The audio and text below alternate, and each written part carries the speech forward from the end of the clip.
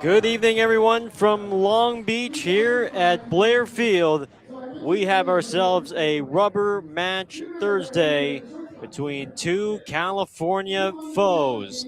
It's your defending Pioneer League champion Oakland Ballers looking for their first series victory of the season against the Long Beach Coast. Game 3 of this 3-game road series coming up next right here on Ballers Radio. And we welcome you inside. My name is Gareth Kwok. Thanks for tuning in, whether you're listening on our YouTube channel or on the Home Team Network. Well, the Ballers finally ended a 7-game losing streak, grabbed win number 1 of the second half with a 2-1 victory last night over this playoff-bound Long Beach squad.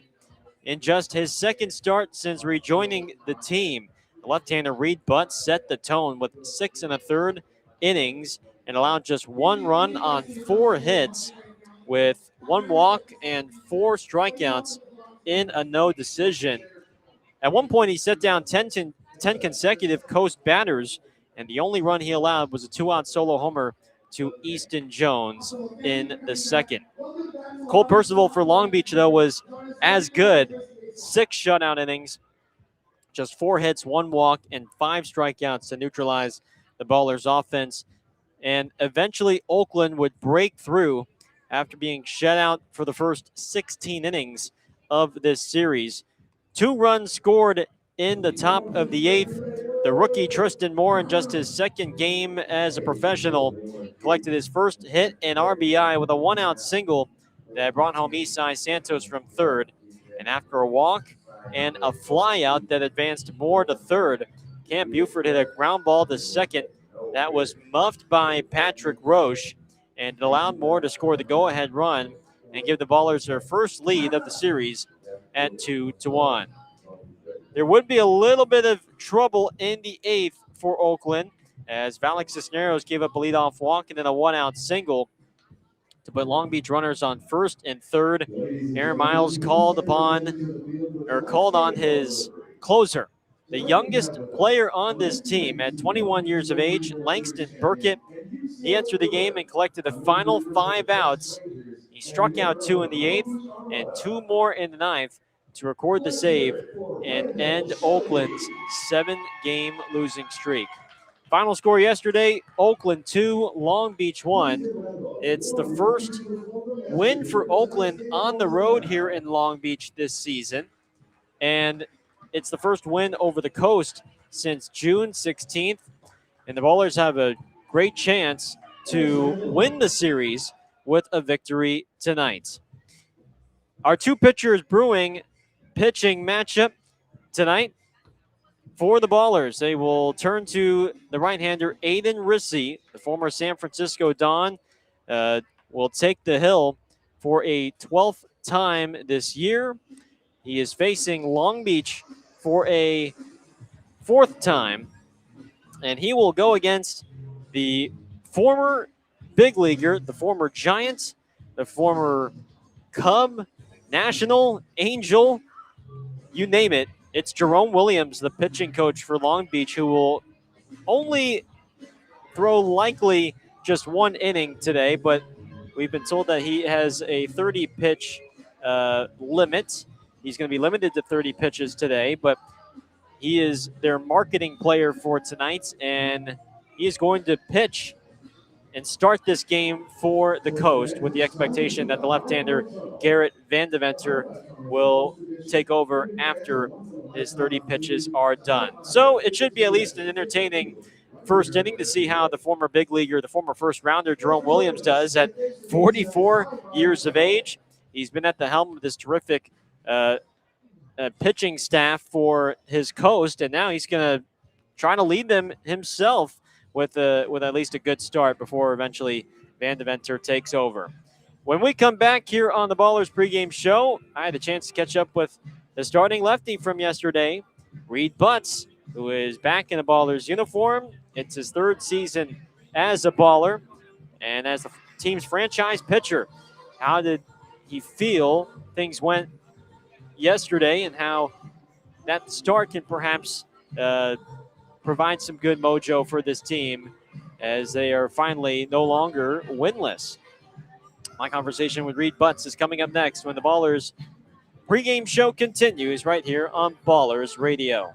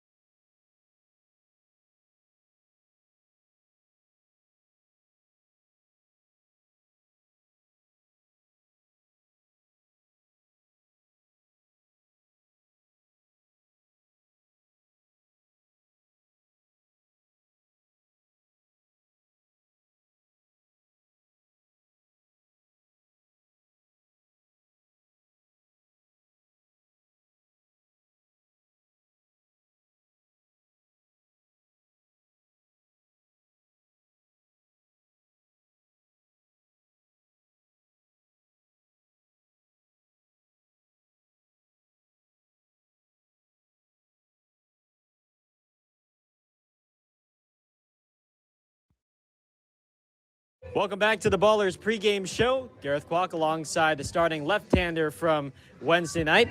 It's the third-year baller, Reed Butts, who turned in a great start on Wednesday against the Coast. Reed, first off, welcome back to Oakland. Year 3 with the Ballers. And, hey, 6 in the third innings, just 1 run allowed, 4 strikeouts. What did you make of your outing against Long Beach on Wednesday? Just, focused on execution, trust the defense behind me, and, just give the guys an opportunity to go win a game. What felt good about your start yesterday and working with Connor Smith last night? I think we're both learning to get to know each other still. So the first outing was kind of like a trial run, and, second outing was more conviction and execution of what we're trying to accomplish, and we talked in between. And I think that was just more of just confidence in our game plan for this time around, and it paid off for us. So, were there any specific pitches that you felt were confident for you? I think everything was good. The difference is just the execution. Everything. If stuff's moving, it's great, but if you don't have the execution to it, then there's no point. So execution was there. Helped establish other pitches like the changeup, the curveball, and that made the fastball look a little faster. How nice was it to have the defense behind you? Jaden Calora in his first start in right field this season, and he's sacrificing the body, slamming into the wall, making a heck of a catch. Yeah, you love a guy that's willing to throw his body on the line like that, especially in a position he's not familiar with, and to make a stellar play and to come up with the ball like that. It's phenomenal. It fires the guys up, and it builds momentum into tonight's game for us. Well, you were previously in Sioux City to start the year, but how did this whole process come down to eventually having you back here in Oakland? Yeah, I think it was just had to get back to here and figure out some confidence, some execution and confidence, and face some great hitters in the American Association. So looking forward to taking what I learned there and applying it here and getting back there as soon as I can. Obviously, last year was a memorable year, winning the Pioneer League championship, but to be back in this organization, what does it mean just to be reunited with a lot of the guys that you were with last year and the coaching staff as well?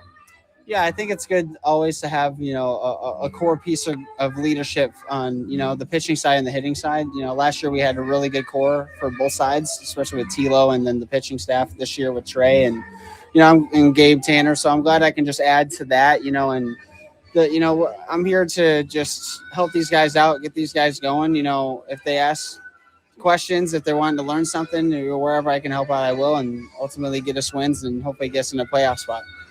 Reed Butts is our guest here on the Ballers pregame show. Do you remember the first person that you ran into when you rejoined the team? First person I ran into. Was it a coach or a player or at least a familiar face that you ran into?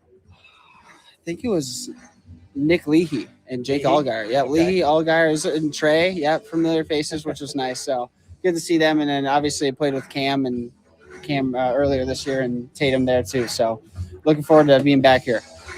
How nice has it been just getting to pick up right where you left off from winning the title and then getting to interact with those guys again? Yeah, it's good. It's the nice thing about this profession is you can pick back up right where you left off. Life continues, but when you're in the diamond and you're in the field, you're playing for one another, and it's a blessing to be out here every day. And I'm thankful that God, allows me to be out here to play this great game and just chase my dream. Well, before I let you go, you alluded to it a bit about you being a vet presence and having guys come to you if they have any questions. Is there anything else that you hope to bring to the table as we continue here in the second half and try to turn things around? Yeah, just energy, confidence, reminders that these guys are here for a reason. We're all professional baseball players. We're all trying to reach one goal, and if we can help each other out along the way and win games while doing that, then the best of both worlds. Well, you certainly brought an energy on Wednesday on the mound, and we're looking forward to more fun starts coming soon. Thanks again for the time, Reed. Awesome. Thank you. That's Reed Butts with us here on the Ballers pregame show. Back after this here on Ballers Radio.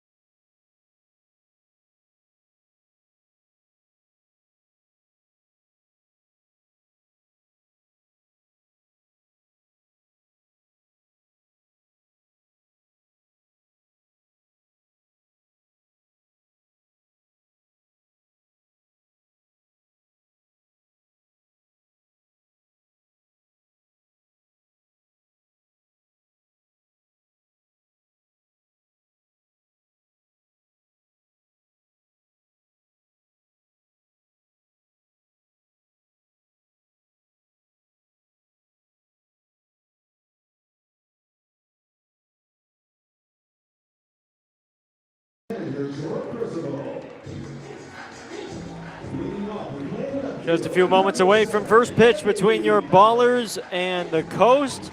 Game 3 of this series. It's a rubber match after Long Beach won on Tuesday and Oakland won yesterday. Time now for our starting lineups. They are presented to you by Rubenstein, beginning with Oakland, and for Aaron Miles, this is his starting lineup. Isai Santos, the center fielder, leads off. Nick Leahy, the second baseman, bats second. Jeter Ibarra, the first baseman, bats third. Jake Allgaier, the Cleveland man, hits fourth. Noah Blythe, the right fielder, hits fifth. Tristan Moore, the left fielder, hits sixth. Cam Buford, the DH, hits seventh. Connor Smith is the catcher, batting eighth. And batting ninth is the shortstop, Brendan O'Sullivan. Once again, that's Santos, Leahy, Ibarra, Allgaier, Blythe, Moore, with Buford, Smith, and O'Sullivan for the Ballers. And for Troy Percival and his Long Beach Coast, this is his starting lineup. Eddie Pelk, the leadoff man, is in left. Patrick Roche, the second baseman, bats second. Cooper Vest is the DH, batting third. Emilio Corona, the center fielder, hits fourth. Cuba Bess, the first baseman, bats fifth. Easton Jones homered yesterday. He's back in the lineup hitting sixth and is at third base. Jacob Jablonski, the right fielder, bats seventh. Johnny Pappas, the catcher, hits eighth. And batting ninth is the shortstop, Anthony Mata. Once again, that's Pelk, Roche, Vest, Corona, Vest, Jones, with Jablonski, Pappas, and Mata for Long Beach. We are just waiting for the coast and for Jerome Williams to lead his team onto the field. Right now, the warmest day of the week, 84 degrees right now, and there's not much of a breeze today. And you know there's not much of a breeze when every one of us up here in the press box is sweating our tails off. No AC here in the press box, so we're surviving and trying to stay as cool as possible. But this certainly feels like maybe the first time we were here when it was very warm and there was not much ventilation. Here comes Jerome Williams. He takes the field and takes the hill for his coast. And here is defense behind him for tonight, beginning in the outfield. Eddie Pelk is in left, Emilio Corona in center, Jacob Jablonski in right. On the infield, Easton Jones at third base, Anthony Mata at short, Patrick Roche at second, Cuba Bess is at first, and behind the plate, doing the catching is Johnny Pappas. For tonight's starting right-hander, it's the 11-year big leaguer, the former first-round pick, drafted by San Francisco back in 1999. It's Long Beach's pitching coach, Jerome Williams, in a marketing player start. He actually suited up last year as Yuba Sutter's marketing player, and almost exactly a year ago, suited up for the High Wheelers, started out the game and pitched an inning against the then Grand Junction Jackalopes, who have now folded. But here he is a year and 10 days later, and he's going to face the Ballers in a marketing player appearance. Williams, who stands at 6'3" and was at one point at 260 pounds. 2.5 years with the Giants, 2 years with the Cubs, a year in Washington, and then he spent 3 years with the Angels before wrapping up his big league career in Houston, Texas, Philly, and St. Louis. We've been told that his pitch count is going to be limited to 30 for today. So 30 pitches for Williams, and here's the first of that 30 to Santos. It's a breaking ball taken down the middle for a called strike one, and we get things started at 6:35 p.m. local time. The 0-1 to Santos is bounced softly the first. It's picked up by Bess, and he steps on the bag. And that's how this game gets started.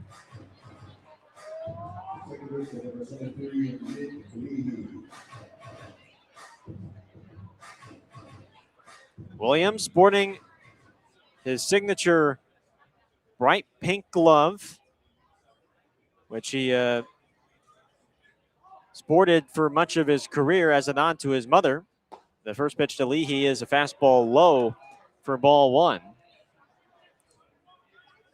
He has worn the glove to honor his mother, Deborah, who passed away of breast cancer back in 2001.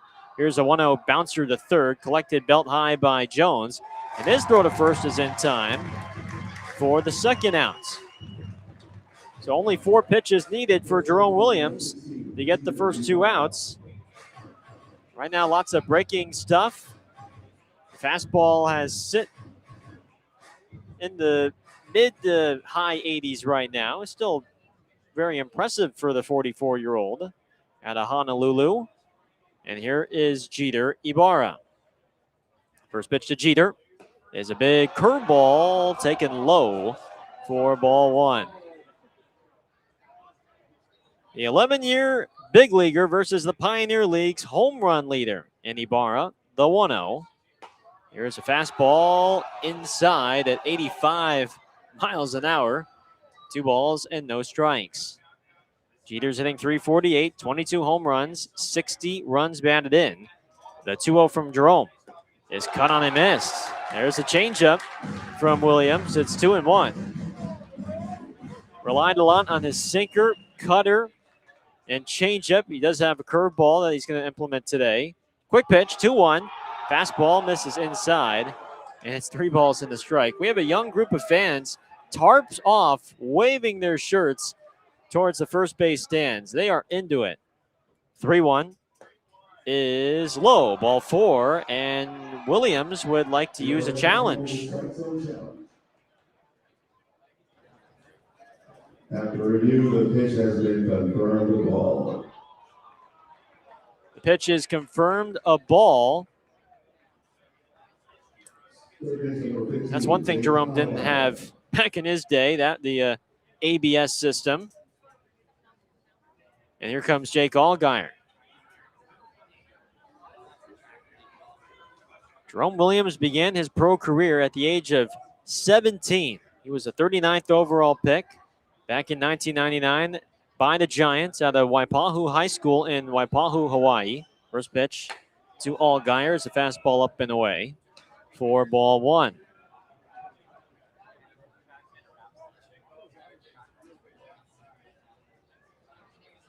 Spent much of his career as a starter. Holds at the set, the 1-0. Fastball is down the middle for a called strike at 85. 1-1. I'll tell you what, if you have 30 pitches to play with, I mean, you're going to let that arm fly. And Jerome is letting it fly while pulling the string a couple times, too.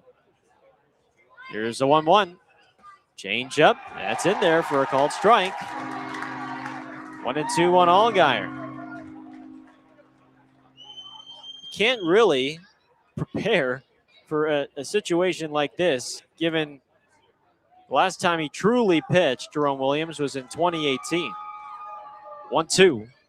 There's a changeup blown away. 2 balls, 2 strikes. In that marketing appearance last year with Yuba, he threw 1 inning to start the game. Gave up 2 runs, 1 earned on 2 hits, no walks and a strikeout on 29 pitches. 2-2. Allgaier bounces it foul towards the first base coach, James Harris. 2 balls and 2 strikes. His last season in the big leagues was in 2016 with St. Louis.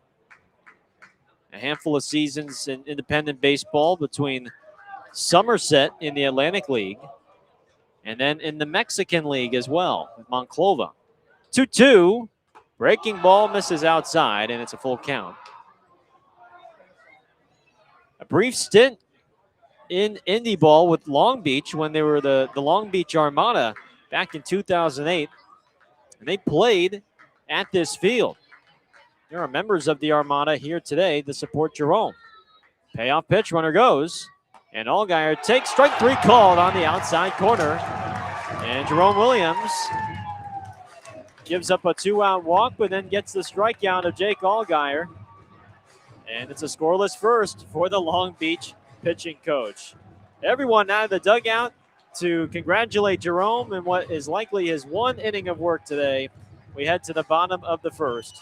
0-0 our score. Aiden Rissy takes the mound when we return on Ballers Radio.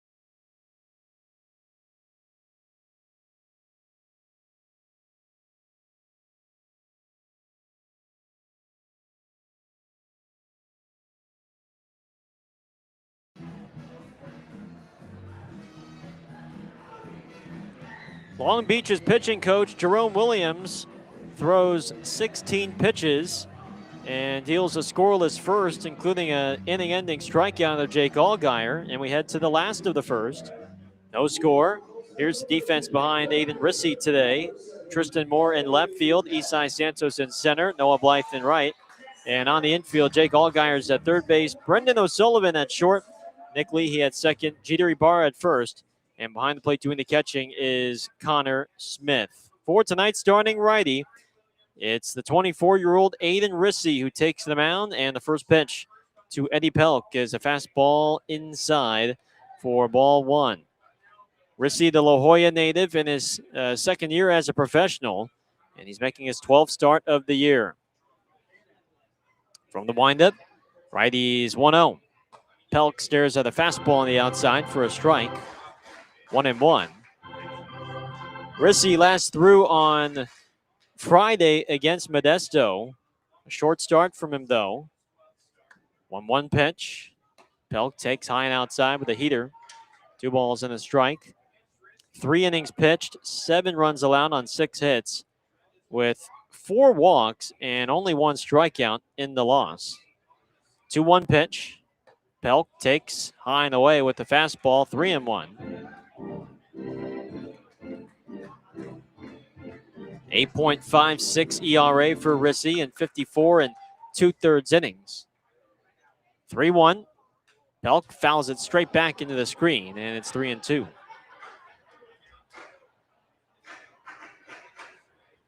He pitches to contact, only 33 strikeouts, 30 walks issued by Rissy.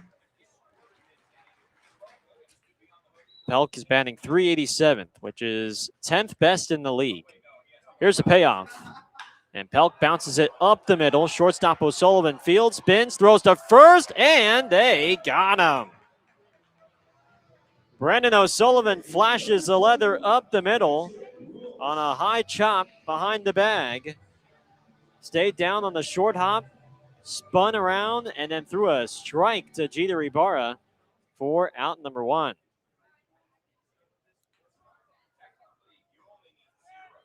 Here's the second baseman, Patrick Roche. Rissy's game is to induce ground balls. Uses that sinker heavily, especially the righties. First pitch is fouled back into the screen for strike 1. He got into trouble early on on Friday against Modesto after Osiris Johnson took him deep for a 3-run homer. Roche hitting .303, awaits the 0-1. It's a fastball outside. 1 ball and 1 strike. Last night 0 for 3 with a walk. 1-1 pitch. Roche chops it up the middle. It's the second baseman Leahy who fields on the backhand, and behind second, he throws him out. Good range displayed by both middle infielders. O'Sullivan at short, Leahy at second. 2 outs for Cooper Vest.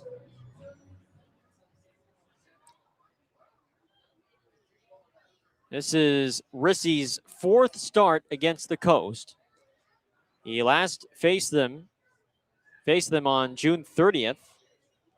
5 innings of 4-run ball against them. The pitch is a fastball down the middle for a strike, 0-1. 7 hits, 1 walk, 4 strikeouts. 4 of those 7 hits were doubles in a game that Oakland lost. 0-1. Vest takes high with the breaking ball, but Connor Smith is going to challenge it. And it should be overturned. After review, the call has been overturned to a strike. I mean, no question about that. That was well inside the zone from the home plate umpire, Brandon Hastings, tonight. No balls and 2 strikes. From the wind, the 0-2. Backdoor breaking ball called strike 3. A 1-2-3 first for Aiden Rissy, and he strikes out Cooper Vest to end the frame. Second inning coming up. It's 0-0 here from Long Beach, here on Ballers Radio.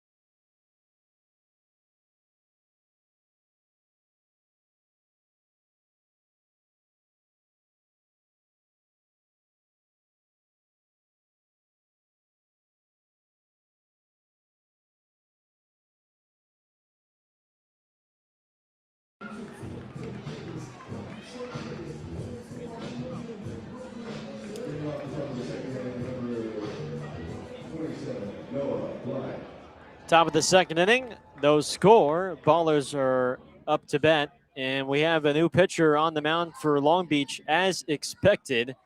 Long Beach's pitching coach, Jerome Williams, done for the day after a scoreless first inning and a strikeout. And it's the left-hander Garrett Vandeventer, who was scheduled to make the start before they decided to make Williams the quote-unquote starter. And he will now take over for what they hope is a good 5 or 6 innings. He takes the fastball. Blythe takes the fastball on the outside for strike one. Here's the 0-1. Blythe hits a grounder to first. It skips off the heel of Bess's glove, and it will be an error on Bess as he couldn't feel that hot shot grounder on the backhand.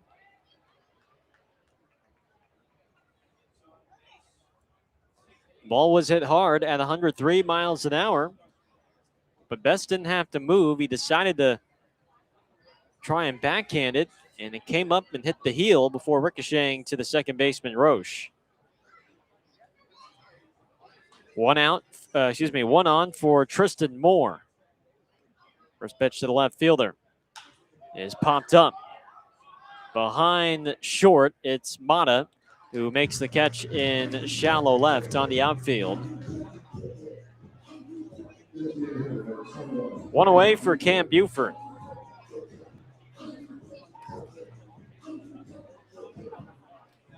Vandeventer started last week against the Ballers. A shorter start than usual for him. 4 innings, 4 runs, 9 hits, and 3 strikeouts. First pitch to Buford is cut on and missed for strike one. Because the last time he faced Oakland, he delivered the first complete game in Long Beach history. Back on July 2nd, 0-1. Buford sends it foul down the right field line. And it's 0-2. A complete game on 9 hits, 1 run, and only 1 strikeout. Only 2 walks allowed in that start as well. 0-2. Buford takes a fastball inside. 1 ball, 2 strikes. First complete game in Long Beach history. And it helped because he induced 5 double plays. Trying to get a double play here with Blythe at first. 1-2 is bounced off of Buford's foot. Foul.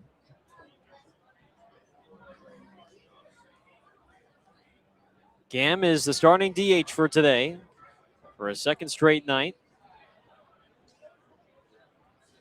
He is 0 for 6 in this series. 257 bat, 6 home runs, 24 runs batted in. Belt high set, and the 1-2. Buford takes a fastball low. 2 balls and 2 strikes. Jerome Williams received quite an ovation from the home crowd and from his home dugout after walking off the mound. 2-2.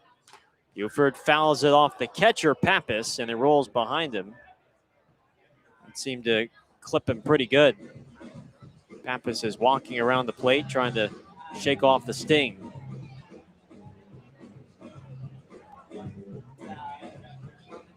There's a group of young fans sitting in the first base grandstands, and they took up the tarps off movement, where these young fans have their shirts off and they wave them in the air like they're rally towels. 2-2 in the dirt, blocked by Pappas. 3 balls, 2 strikes, and looks like a little league or a youth league, youth team that got into it. And then after Williams punched out Allgaier, Troy Percival came out, gave him a hug, and everyone else dapping up Jerome and making sure they pay their respects. 3-2 pitch. Buford fouls it away back behind the plates.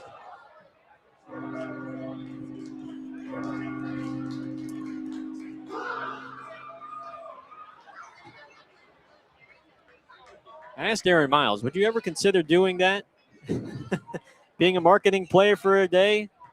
He said, not this year. Here's a fastball at the knees for a called strike 3. Buford's going to challenge. And this should be overturned. At the review, the call has been overturned so far. Call's been overturned. Buford got it right. He thought the pitch was inside. It was inside. And so an error and a 1-out walk puts Connor Smith at the plate.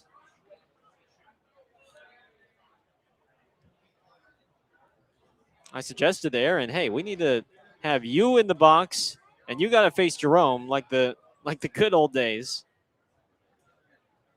Aaron Miles faced Jerome Williams 8 times in his career. First pitch to Smith is a changeup, low and away for ball 1. You might be wondering, what were his numbers against Jerome? He was 0 for 5 against Williams. Couple of walks and a sacrifice bunt. 1-0. Smith hits a slow roller to third. Oh, it's under the glove of Jones, and it rolls down the line. Blythe rounds third base and scores. Wow, and a couple of gifts here in this second for Long Beach, as played at home Oakland's first run today, as Blythe scores from second on a routine ground ball to third that Jones just whiffed, and it's 1-0 Ballers. He brought the glove up too early, Easton Jones. He was so fixated on scooping the ball and then stepping on third base and then perhaps throwing to first. And, I mean, if he fielded it cleanly, no reason to think that they wouldn't have turned a double play. But instead, Blythe scores, Buford to second. Smith reaches on the second error committed by Long Beach. And here comes Brendan O'Sullivan. Long Beach yesterday committed 3 errors. One of them was a costly one in the 8th that brought home the go-ahead run by the second baseman, Roche. Here's O'Sullivan, and he takes a fastball at the knees for a called strike 1. O'Sullivan's been red hot this month. He's hitting .407 in July, and he's 5 for 8 this week here in Long Beach. A look at second, the 0-1. O'Sullivan slices it foul towards the right field netting, 0-2.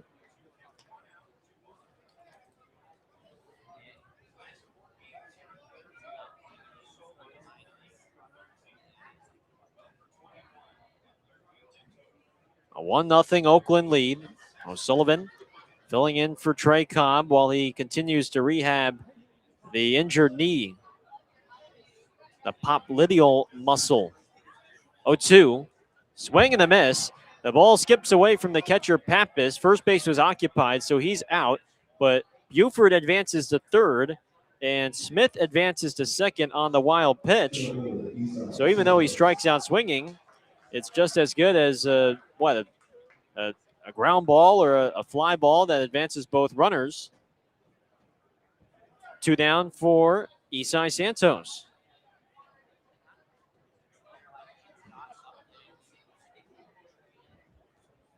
Left-on-left matchup here between Van Deventer and Santos. And the first pitch is a slider taken on the outside for a called strike one. Van Deventer is 24 years of age from Arkansas City, Kansas. Will turn 25 in a month from today. 0-1. Santos rolls it to second. It's a long hop for Roche, and he throws out Santos to end the inning. Ballers score a run on no hits and 2 errors. They take a 1-0 lead as we head to the bottom of the second here on Ballers Radio.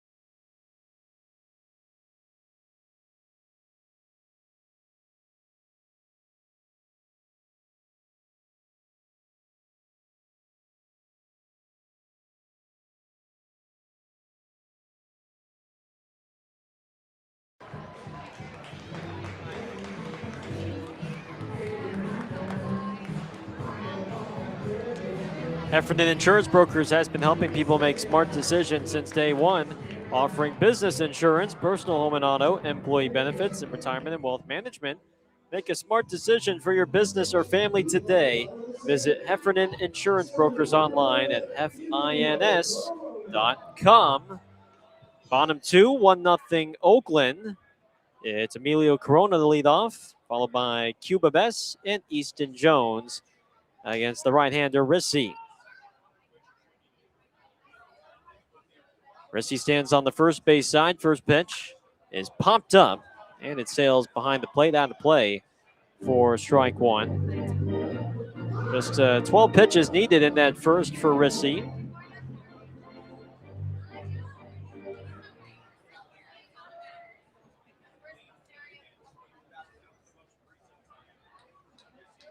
Oh, 1. Breaking ball is up and in. 1 ball and 1 strike. Yesterday, Corona went 1 for 4 with a single. 3-hit game on Tuesday, including 2 runs banded in. 1-1 pitch is a fastball high, skips off the glove of Smith, rolls behind him. 2-1. Corona's hitting .350, 14 home runs, 60 runs batted in for the former Arizona Wildcat. Rissy stares him down, now goes into the wind. 2-1. Breaking ball flipped in the shallow right, and it drops for a base hit. Saw the slider, stayed back on the slider, and flicked it in the shallow right center for the first base runner of the game.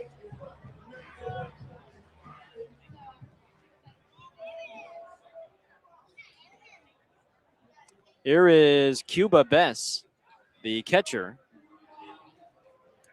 playing first base for today. Left-handed bat with big time pop. First pitch is smashed on the ground into right center, a base hit. Santos is trying to cut this ball off. Corona holds at third as the throw goes into the cutoff man, Leahy. It's a double for Cuba Bess. Corona the third, and the Coast have 2 minutes scoring position with nobody out for Easton Jones.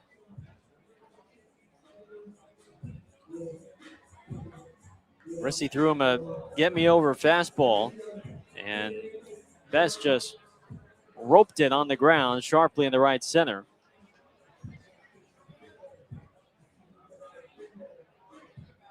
Easton Jones is now the batter. Rookie out of BYU. Delivered his first pro homer yesterday. First pitch is in the dirt, skips by Smith, rolls to the backstop, and that allows Corona to score and allows Bess to go to third. And just like that, we're tied at 1.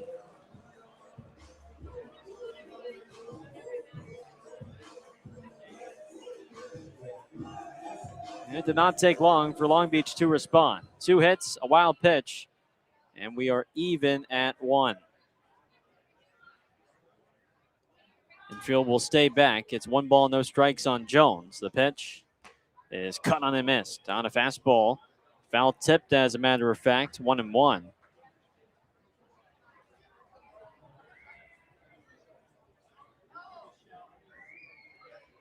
His first pro homer yesterday traveled 406 feet to right center. Off Reed Butts, 1-1. Breaking ball is taken at the top of the zone for a called strike 2. 1-2 on Jones.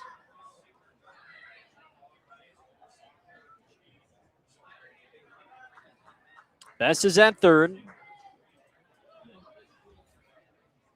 It's 1-2. The pitch is flied foul down the right field line.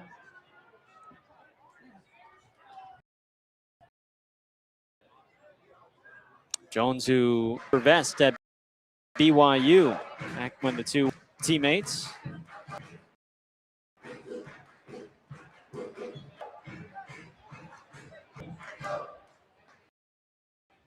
He batted .300 with 14 homers and 46 batted in 56 games with the Cougars this past year. 1-2. He takes high with a heater. 2 balls and 2 strikes.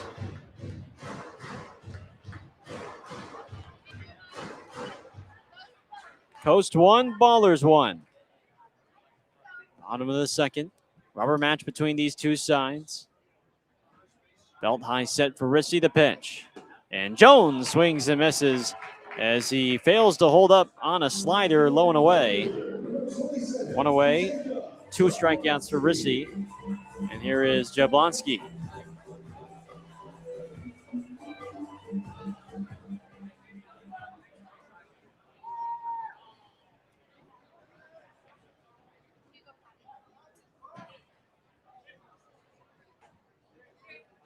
Now the infield comes in for Oakland with 1 out.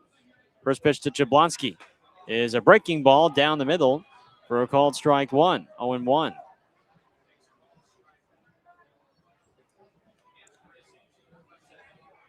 Everyone is about a step away from the grass. Right side of the infield, maybe 2 steps away from the grass. 0-1. Check swing. It's blocked by Smith. Appeal down to third, and Scott Ginger said he went around for strike 2. No balls, 2 strikes. Brandon Hastings is calling balls and strikes today. Scott Ginger is at third base, and Joe Shields is at first.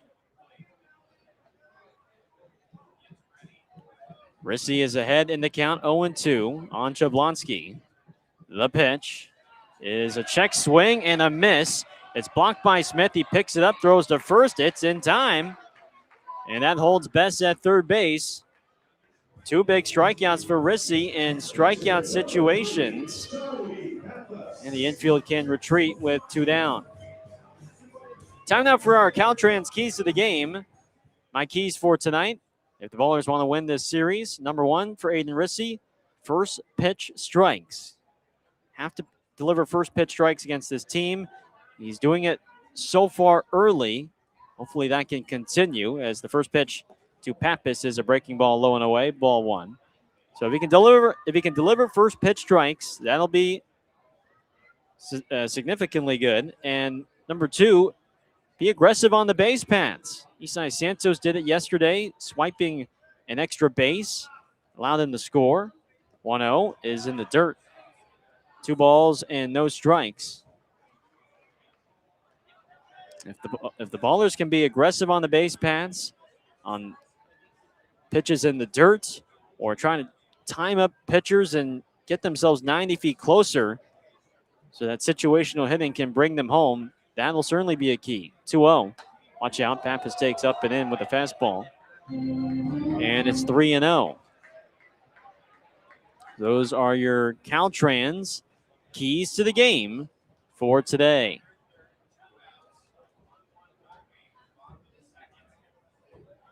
(3-0).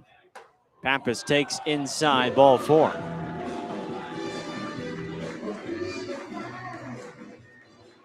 First walk issued by Rissy. Here comes Anthony Mata, the shortstop.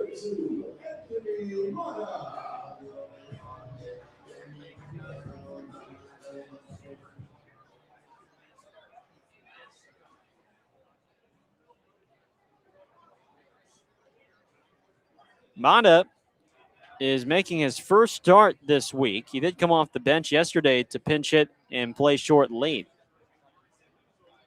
First pitch is line foul down the right field line for strike 1.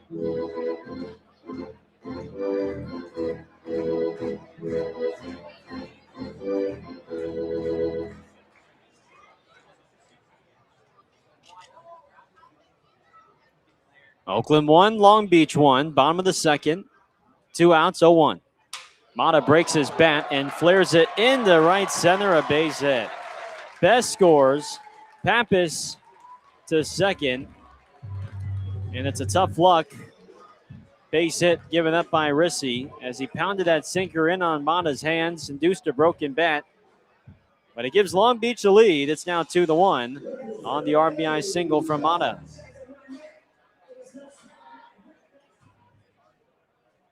I mean, that's how you pound a sinker. Sometimes doesn't always work out. 2 runs on 3 hits and a walk. Here's Pelk, and he swings and misses at a slider for strike 1.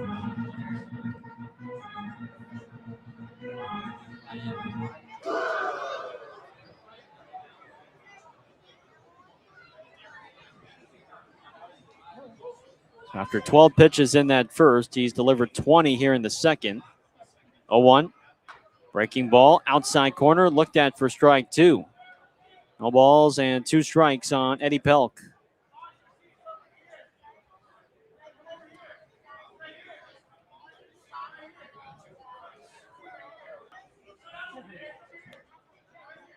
Pitch clock is winding down to 2 seconds, and Rissy sees that and now steps off.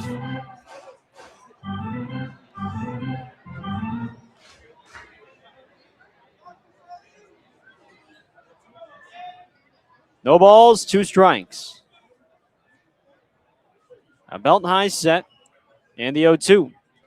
In the dirt, Smith can't find it. It sails up into the sky, and now he retrieves it, but it's too late. Both runners advance 90 feet on the wild pitch. Boy, it's been like the 3rd time Smith just can't handle a breaking ball in the dirt. And he's not blocking it with the chest protector. He's trying to scoop it out on a backhand. And it's led to a couple of free bases in this inning. 0-1-2. Breaking ball just off the corner outside. 2 balls, 2 strikes.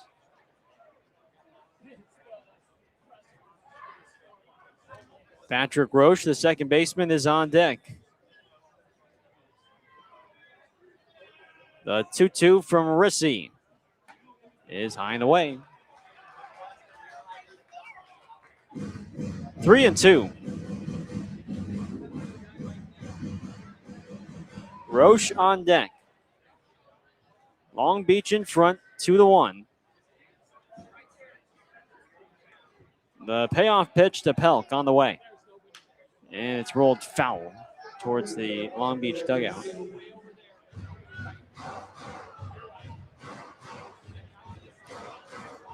Three balls and 2 strikes. This is a classic Eddie Pelk at bat. Even when you get ahead, he's going to make you earn that last strike. 3-2 pitch. Breaking ball. Got him on the outside corner for strike 3, but Pelk wants a challenge. And I mean, there's no question that pitch was outside. You know it's outside when Rissy gets the ball back and he's not even walking back to his own dugout. Like he knows it's outside. Here comes Jimmy Dietrich, the pitching coach. I mean, was it really that far outside? Again, I mean, Rissy gets the ball back. He's not even walking back to the dugout because he knows, yeah, that was way outside. So Jimmy Dietrich now talking with his battery. Well, Rissy got back-to-back strikeouts after he gave up the single and the double to Corona and Best. But since then, a walk, RBI hit, and another walk. And here he's just trying to prevent himself from breaking as here's Roche. 2 runs in on 3 hits. Bases loaded. 2 outs. First offering to Roche. Watch out. Nearly hits him. A fastball somehow missed the body of Roche and his bat as he ducked down to avoid getting drilled. 1 ball and no strikes.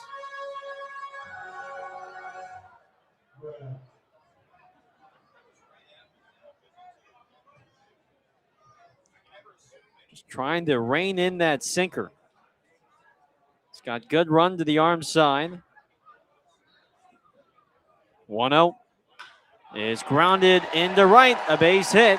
Pappas scores. Mata coming home. Throw to first. It's cut off. 2-run single for Patrick Roche. And Long Beach now leads 4-1.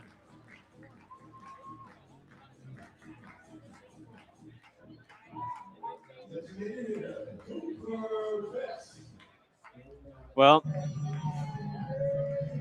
when you have Pappas as the 8 hitter with 2 outs, you just can't walk him on 4 pitches nonetheless.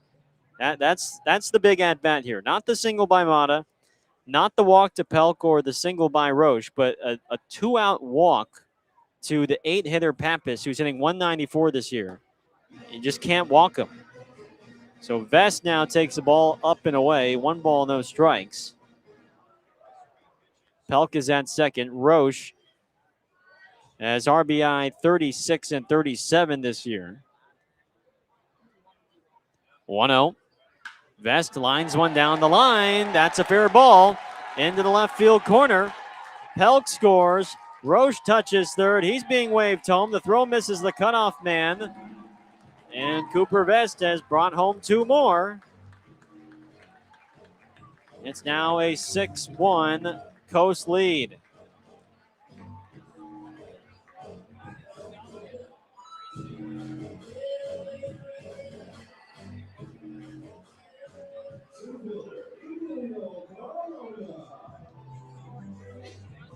Six runs in on 5 hits.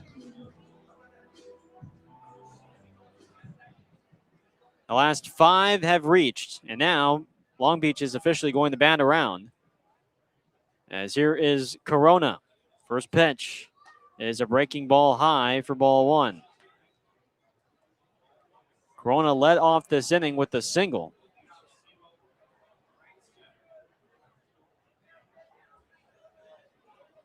Later scored on a wild pitch. 1-0. Fouled off behind the plate. 1-1.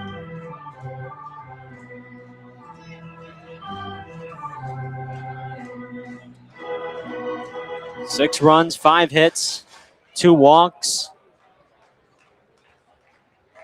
2 wild pitches as well. Rissy's 1-1. Watch out, fastball up and in. He's missing inside with the heater. 2 balls and a strike. And I would think the Ballers bullpen is active on left. We can't see from our vantage point because we are blocked. But Rissy is clearly laboring here. 2-1. Low and away with a breaking ball, 3-1. Well, after he struck out Jones and Jablonski to get 2 outs in the frame, you're thinking, okay, you can get Pappas or Mata and get out of it. But the walk to Pappas with 2 outs hurt him.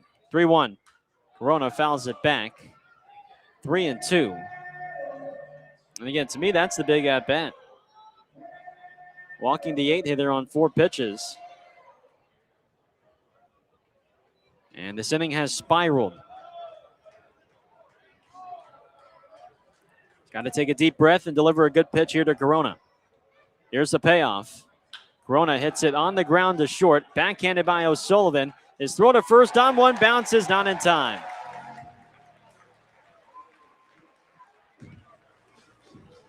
O'Sullivan fielded the ball in the hole. His throw to first, though, on one bounce was too late. And that is it for Rissy today. Here comes Aaron Miles.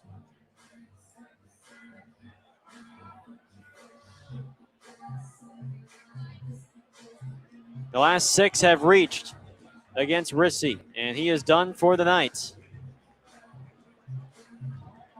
It's a pitching change for the Ballers here in the second. It's 6-1 Coast. We'll be right back here on Ballers Radio.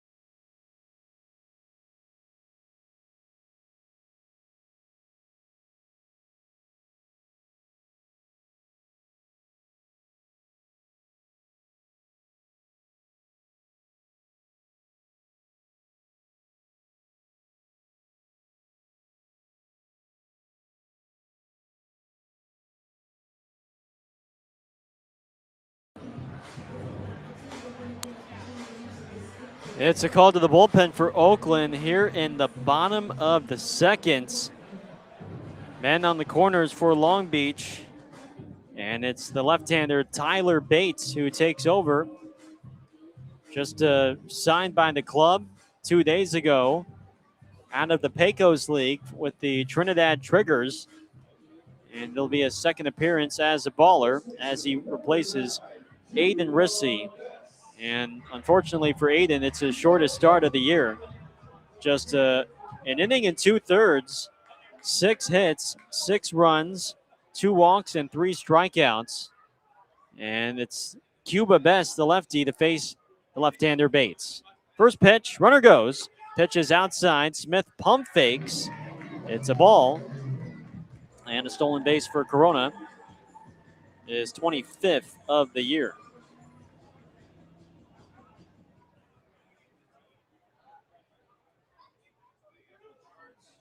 Bates, 23 years of age, from Bryant, Arkansas. A belt high set. Now the 1-0. Fastball is low. 2 balls and no strikes. Former Henderson State lefty. Henderson State is a Division II school in Arkadelphia, Arkansas. 2-0. Fastball is low. 3 balls and no strikes. Well, right now, Bates is pitching the best carefully here, which he does have an open base if he doesn't want to challenge him. Here's a 3-0. And Best gets the green light, but fouls it at the plate. 3-1.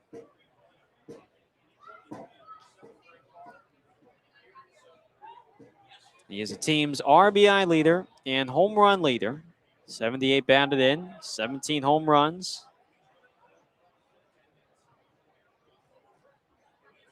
The left-hander is set, and he delivers. Breaking ball, swing and a miss. Very nicely thrown by Bates, and it's a full count.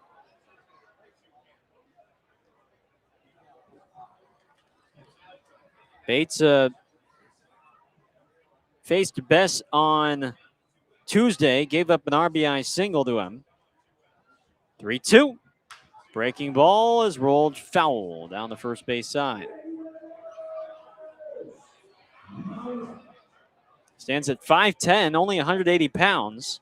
But the fastball has touched 90 miles an hour. Good slider as well. He does have a deep mix, 6 pitches in the arsenal. 3-2. In the dirt, ball 4. So they're loaded for Easton Jones.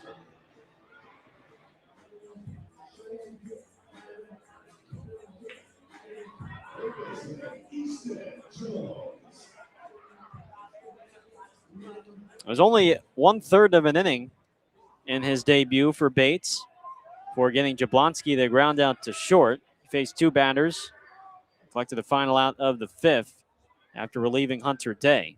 Here's Jones. First pitch is inside for ball 1.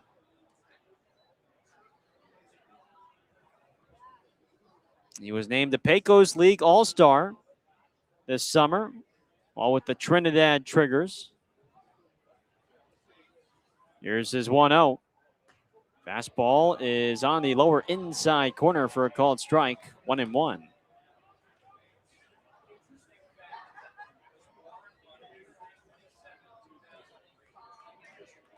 Jones struck out swinging in his first at-bat. 1-1.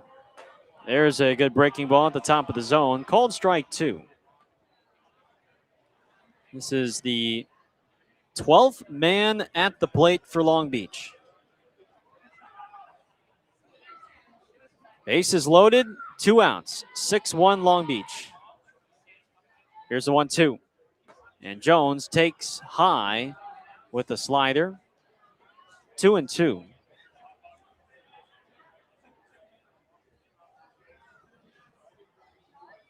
A 6-run second for Long Beach has him on top.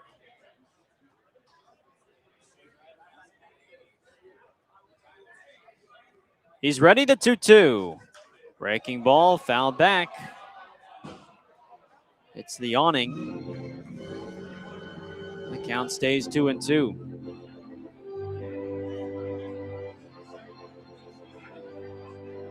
Aiden Rissy now, in his last 2 starts, has not been able to make it out of the third, I should say, make it past 3 innings. 2-2. Jones strikes out swinging, And Smith can step on the plate as the pitch was in the dirt for the drop third strike. 12 men come up to the plate for Long Beach. They score 6 runs on 6 hits. And they have a 6-1 lead as we go to the third here on Ballers Radio.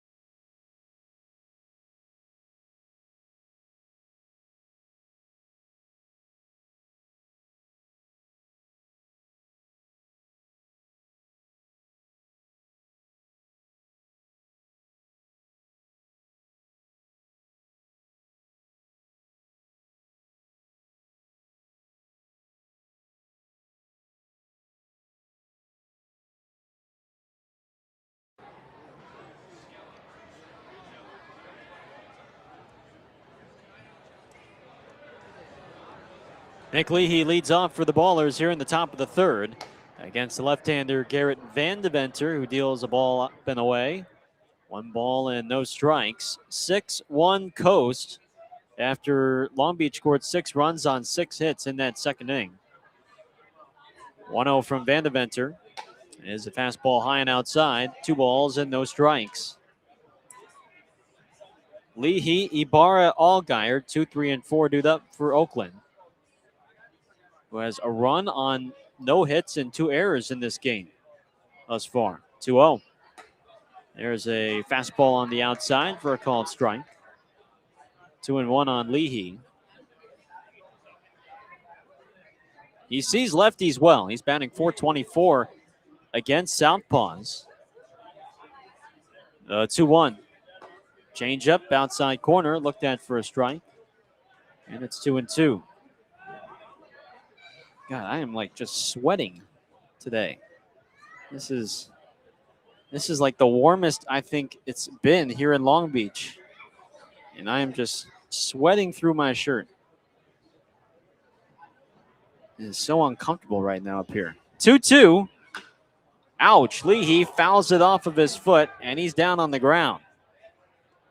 And he is in quite some pain. He fouled it off the left foot. He is down on his knees. Matt McElroy, our head athletic trainer, is out to take a look. But boy, it looked like he caught it quite flush on the foot.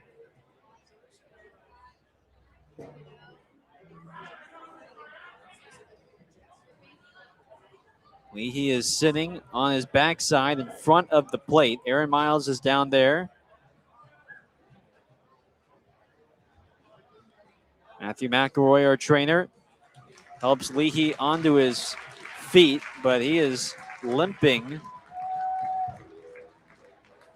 And boy, is he going to try and stay in this game? He can't put much weight on it, it looks like. Now he's trying to, maybe the pain is subsiding for the moment. But he went down in a heap. Once he swung and fouled it off the foot, he went down in the heap.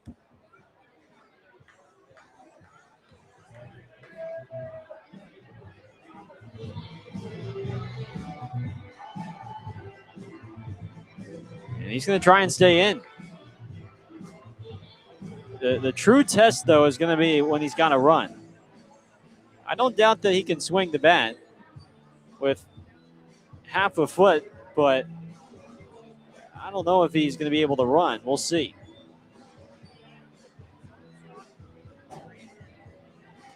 It's a 2-ball, 2-strike count. He is staying in the game. And I think it got him on that left foot, even though he does wear a shin guard. Here's the 2-2. Leahy hits a ground ball up the middle. Shortstop Mata collects, and the throw to first is in time for the first out. Clearly not 100% as he is slowly jogging back to the dugout. But it does look better than what we initially had thought.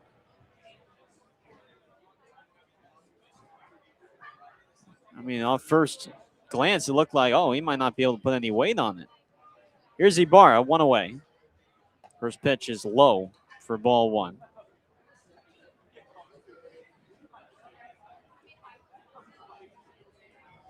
Jeter drew a walk in his first plate appearance. That was against Jerome Williams, the Long Beach pitching coach. 1-0. There's a fastball on the outside for a strike. 1-1. Jerome Williams pitched the first inning of this game, gave up a 2-out walk, but then he struck out Jake Allgaier looking to complete a scoreless first. 1-1. Outside with the slider.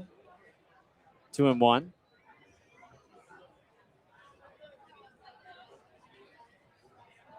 Jeter is tied for second in the league in extra base hits with 41. And the Venter comes home, and Ibarra fouls it off to his right. 2-2.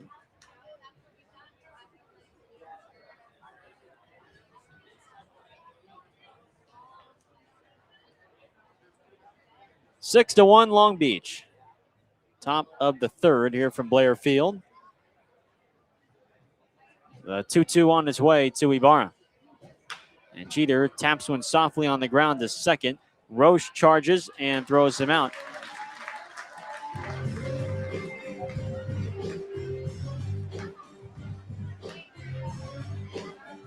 Two down for Allgaier.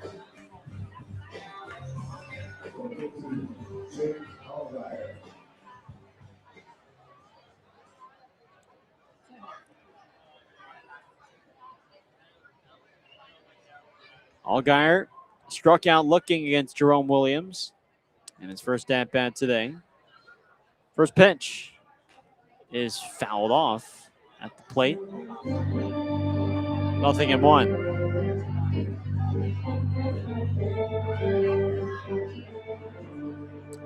Got a decent crowd today.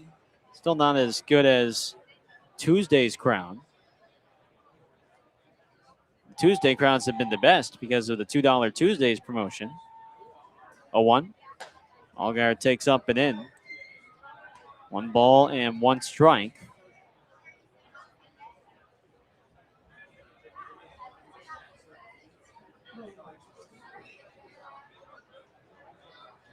Today is throwback night. 1-1. Allgaier fouls it off of his hands, and it's 1-2. As a paid tribute to the Long Beach Armada, who played at Blair Field from 2005 to 2009 in the Golden Baseball League. As a charter member of the league, they were competitive in all 5 seasons. And in 2007, the Armada posted a league best 48-28 record. They won the Western Division title and went on the league championship series. Here's the 1-2 from Van Deventer to Allgaier. And it's a swinging bunt up the third base line. This is going to be a tough play. And the third baseman, Jones, has no play. Swinging bunt single for Jake Allgaier extends his on-base streak to 12 games.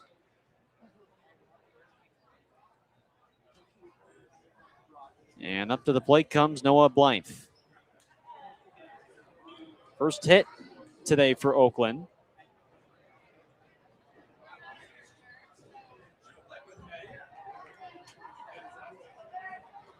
Here's Blythe. First offering is low for ball one.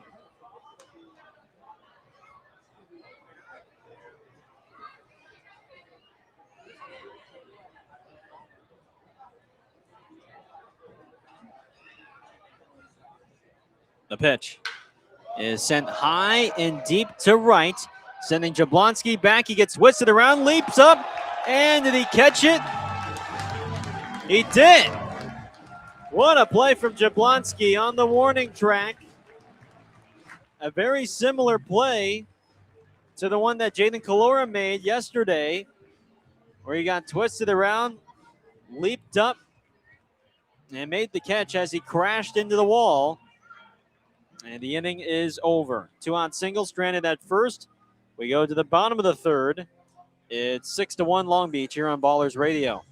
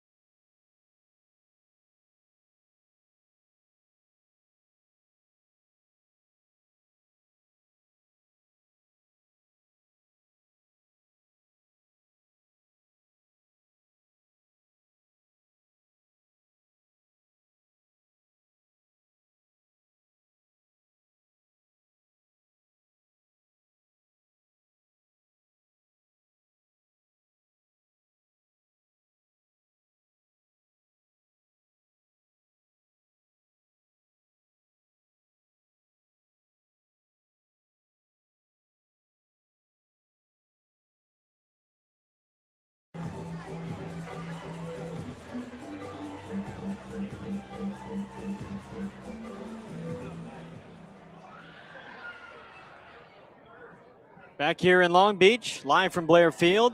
Gareth Kwok for Ballers Radio. Bottom three, it's 6-1 Coast. Jacob Jablonski leads off against Tyler Bates. First pitch is bounced softly to third, fielded belt high by Allgaier. And this throw is in time. One pitch, one out to begin the third for Bates. As Johnny Pappas, the catcher, will come up to the plate. It's a time now for our Pacific Pipe climb to the PBL standings updates. And entering today, one team remains undefeated in the second half, and that is the Modesto Roadsters, 8-0 after a come-from-behind win yesterday against Red Pocket. First pitch to Pappas is a breaking ball low and in for ball one. What a miraculous comeback for Modesto yesterday. Bates is 1-0. Is a fastball on the inside for a called strike, 1-1. They trailed 11-0 through 5.5 innings and proceeded to score 12 unanswered runs. 1-1 to Pappas. Is blasted to left center, but Santos moves to his right and makes the catch for out number two. Modesto scored 4 in the bottom of the 6th, 6 in the bottom of the 7th, and then 2 in the 9th. Max Handren's 2-run single kept Modesto undefeated in the second half. And they firmly believe that they can secure a playoff spot with a strong second half. Here's Anthony Mata. First pitch is lined sharply to right center. Santos shuffles to his left and makes the catch. And the inning is over. 1-2-3 third for Tyler Bates. And we head to the fourth. It's 6-1 Coast here on Ballers Radio.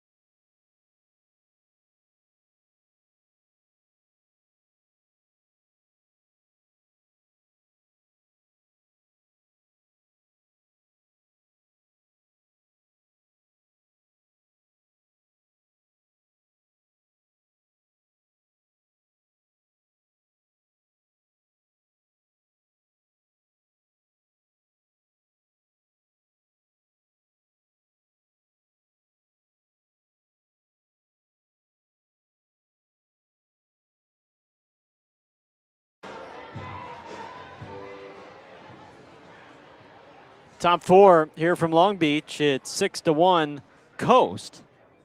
Ballers up to bat, beginning with the left fielder Tristan Moore against Vandeventer.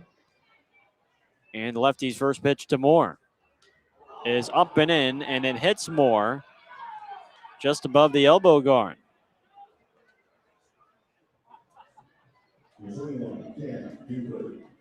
Breaking ball that slipped away from Vandeventer, and it might have caught him flush on that tricep, maybe just above that. Doesn't appear to be in too much discomfort. It's a leadoff base runner. With the Ballers down by 5 to bring up Cam Buford. First pitch to Cam is fouled off down the right field line for strike one. We were in the middle of our Pacific Pipe climb to the PBL standings update when Bates finished out the inning. Modesto undefeated still, 8-0 in the second half. Long Beach at 7-1. The pitch is chopped to third, fielded by Jones. Throws a second for one. Roche's turn to first in time for a double play. And Aaron Miles is heading to the first base umpire, Joe Shields. James Harris is voicing his opinion to Joe Shields as well. And here comes Aaron. He's pointing at the base and just, they both can't believe it. It certainly looked like Buford beat it out. It felt like Cam got his foot in there just before the throw was about to land in the glove of Bess. Either way, it's a double play. And there's 2 outs for Connor Smith.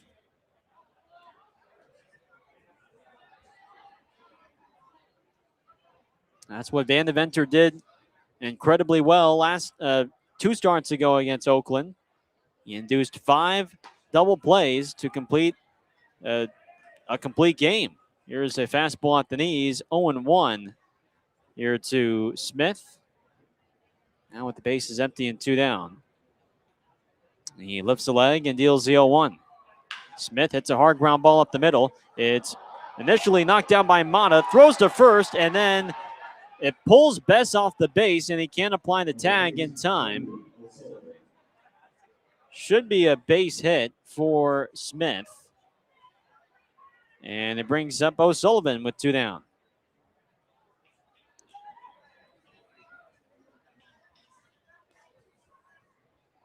First hit of the series for Connor, and here is O'Sullivan.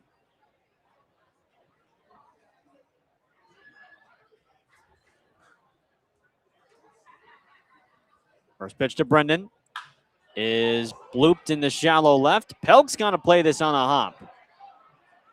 O'Sullivan stays hot. He's now 6 for 10 this week.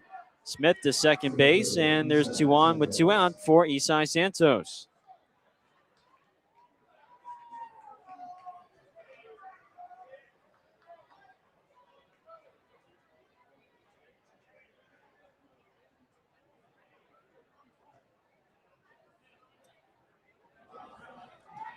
Isai is 0 for 2, the pair of groundouts. Waiting on the first pitch. Low and away for ball 1.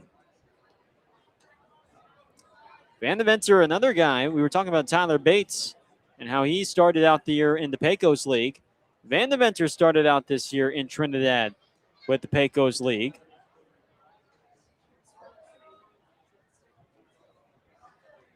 1-0 pitch. Santos sends it foul behind the plate. 1 ball and 1 strike before eventually Troy Percival called him up because he pitched for him in Idaho Falls last year. And Percival asked Van Deventer, hey, when can you get down here to Long Beach? And now he's been in the rotation since. 1-1. Santos takes a fastball knee high for a called strike 2.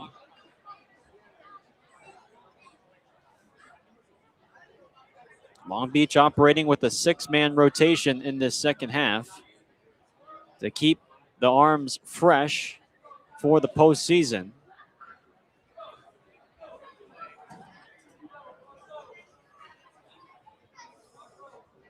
One ball and 2 strikes. Allers down by 5. Here's the pitch. And Santos is late on a fastball, and that ends the inning. Second strikeout for Van Deventer ends the 4th. To our left, stranded. Bottom 4 coming up. It's 6-1 Long Beach here on Ballers Radio.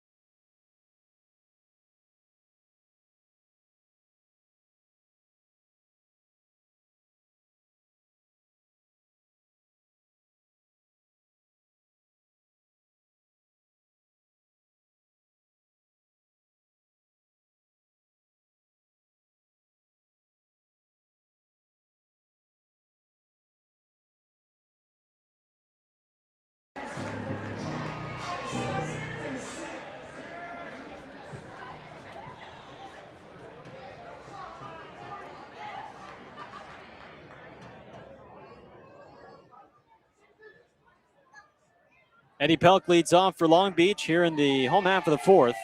Coast ahead by 5, 6-1 on the Ballers. And the first pitch from Tyler Bates is a breaking ball high for ball one. Pelk, Roche, Vest, top of the lineup against Bates, 1-0. Fastball well up and in, 2 balls, no strikes.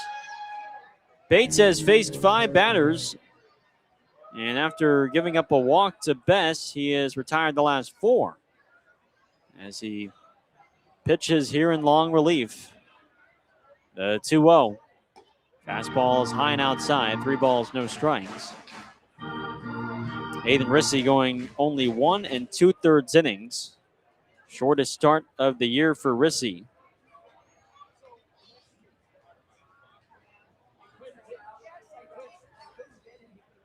Three and 0.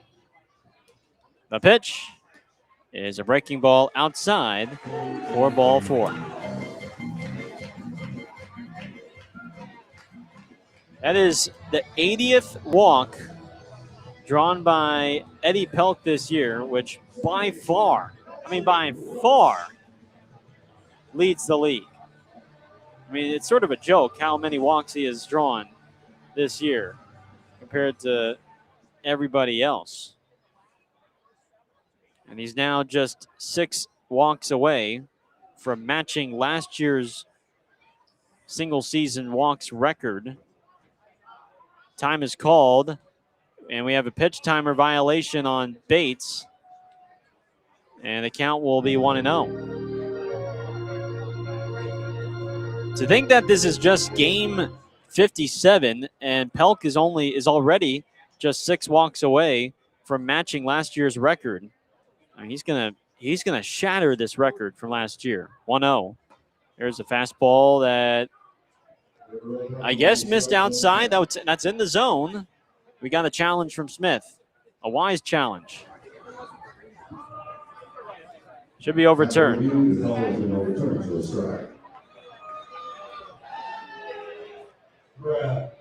Boy, Brandon Hastings has just missed a couple of strikes that have been well in the zone. And I know we have the data up here, but I mean it's not like it's nicking the zone by a little bit. Like the ball is inside the strike zone. 1-1. Chopped to third. Allgaier fields the short hop on the backhand, throws a second for 1. Leahy's turned to first in time. It's a double play. What a great scoop by Allgaier on the backhanded short hop to start the double play. 5-4-3. 2 down in the fourth for Cooper Vest.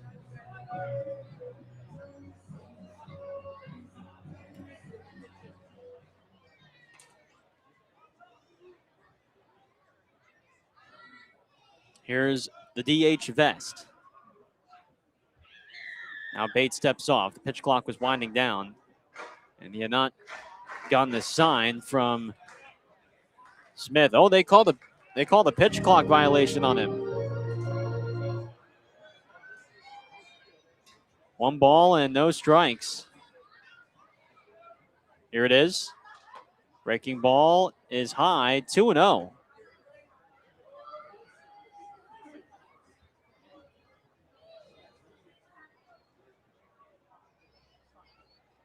On Vest.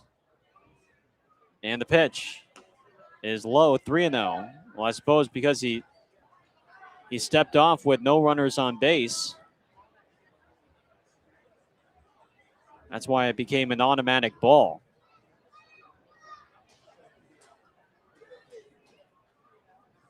.3-0.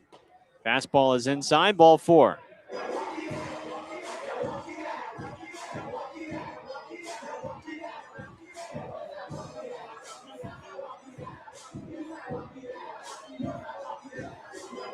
That's going to be it for Tyler Bates, as here comes Aaron Miles.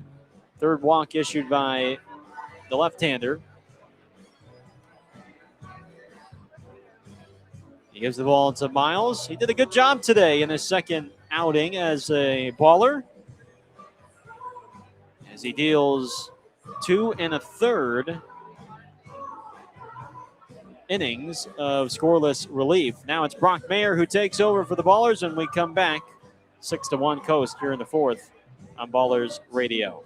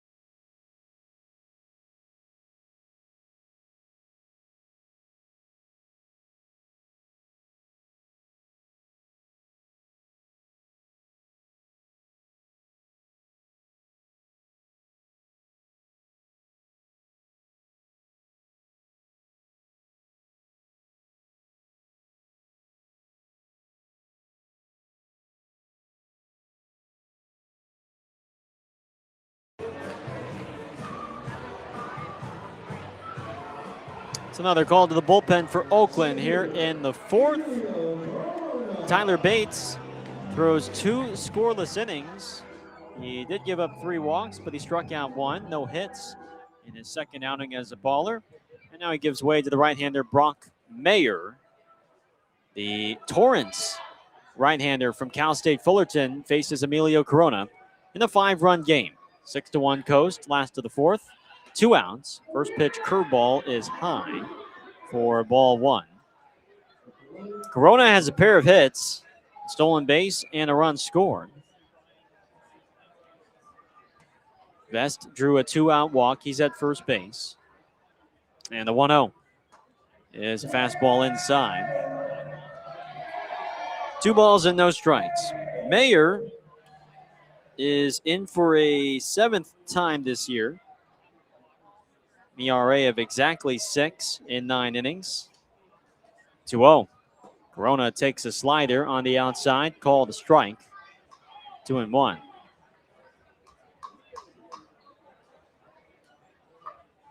Just wrapped up his college career at Cal State Fullerton.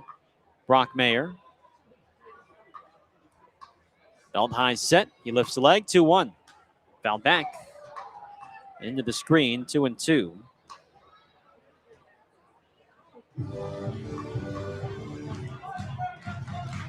Two years at Chaffee Community College. 1 year at Point Loma Nazarene before wrapping up his career at Cal State Fullerton. 21 years of age. The 2-2. Corona rolls it to third. Allgaier charges, gets rid of it quickly to first, and it's not in time. The scoop by Ibarra doesn't matter in the end as Corona beats it out. It's an infield single that pushes Vest to second. Third hit for Corona. And here is Cuba Bess.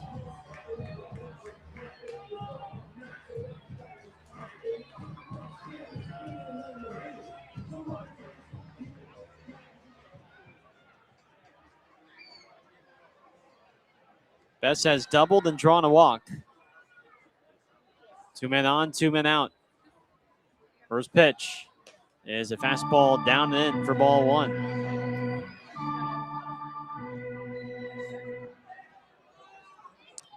Mayer will turn 22 on August the 13th. Birthday's coming up. Second youngest player on the roster. 1-0. Bess breaks his bat and lines it at the third baseman Allgaier, who makes a head-high catch, and the inning is over. A couple of walks, a hit, 2 left at second and first in the fourth by Oakland. And through 4 tonight, it's 6-1 Long Beach here on Ballers Radio.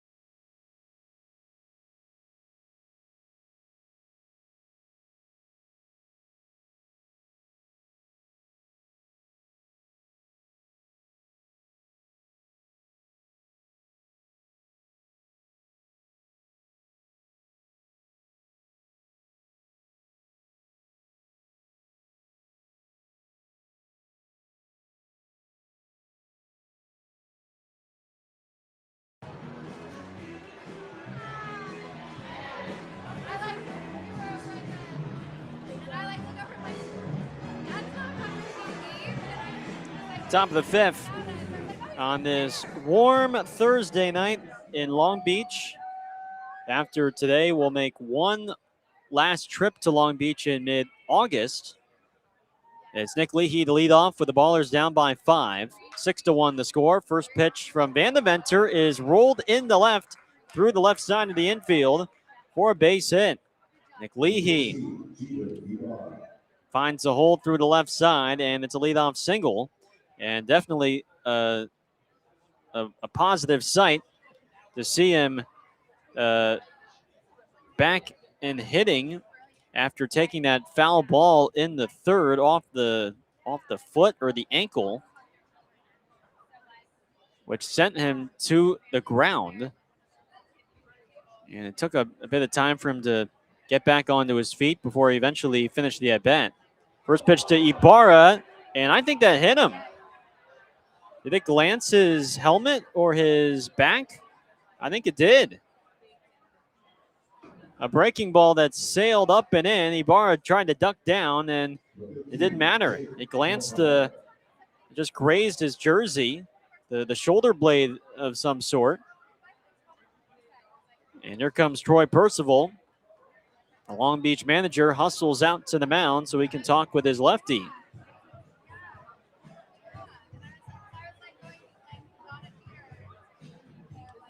He's trying to spin a breaking ball on the inside, and that just totally got away from him. So a big chance here for Oakland to try and cut this 5-run deficit. Rubber match today after Oakland won last night in thrilling fashion. Now Leahy, I think Leahy asked the trainer to come out, Matthew McElroy. Remember, that foot is not 100% after he fouled the ball off of it, and he's not going to stay in the game anymore.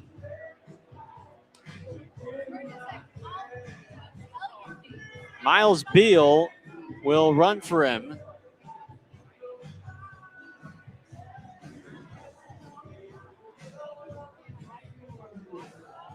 Miles Beal is going to run for Leahy, and we certainly hope that Nick will be okay at the end of it all, but you have to think the foot is probably swelling, and there's just a level of discomfort that right now he can't tolerate when running the base paths.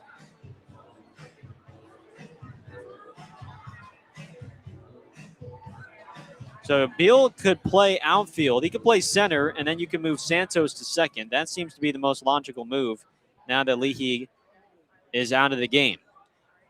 Beal at second, Ibarra at first for Allgaier. Nobody out. 5-run lead for Long Beach. And Vandeventer delivers the first. Allgaier takes a changeup at the knees for a called strike one.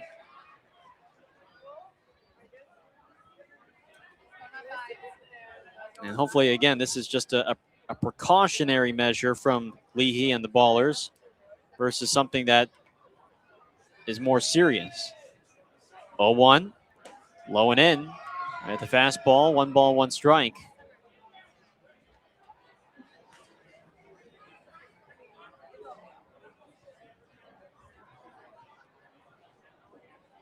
Jake is 1 for 2. A swinging bunt single to third, back in the third. 1-1. Breaking ball misses high. 2 balls and a strike.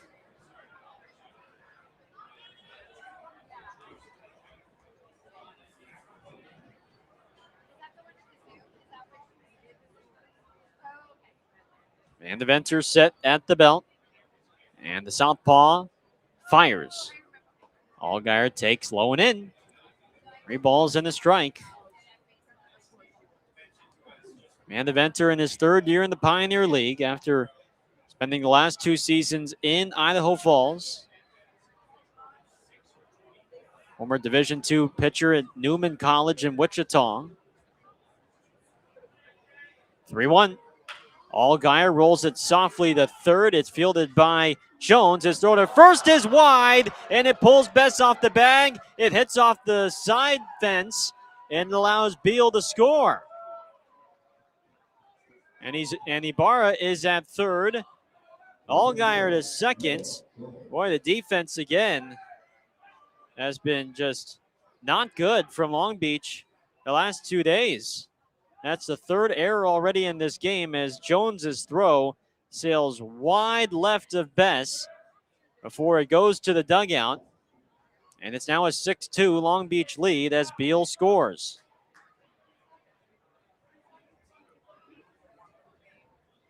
Ibarra at third, Allgaier at second on his second error today. First pitch to Blythe is a broken bat flare to the second baseman Roche, and he backpedals and makes the catch for the first out.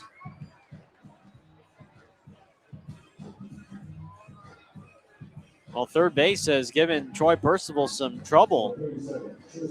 Lena made an error yesterday. And now Jones has made 2 errors today, both of them rookies.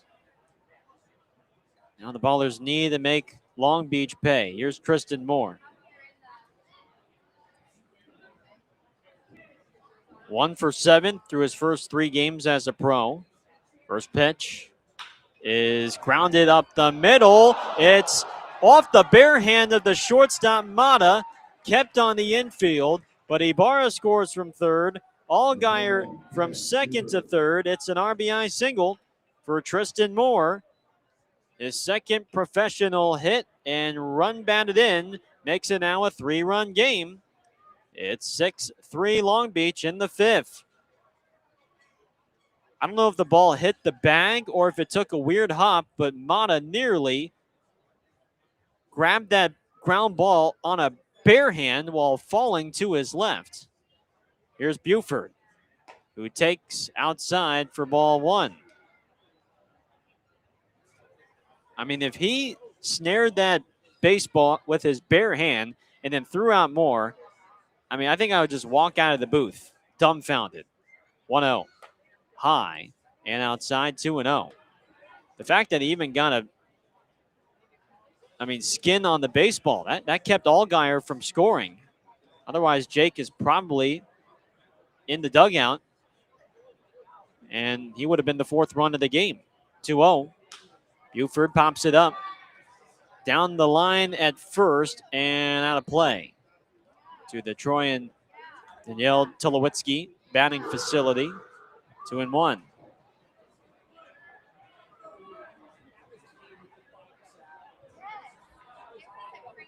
Two runs on 2 hits and an error.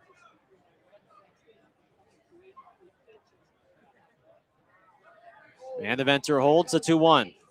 Buford fouls it back into the screen. It's 2-2.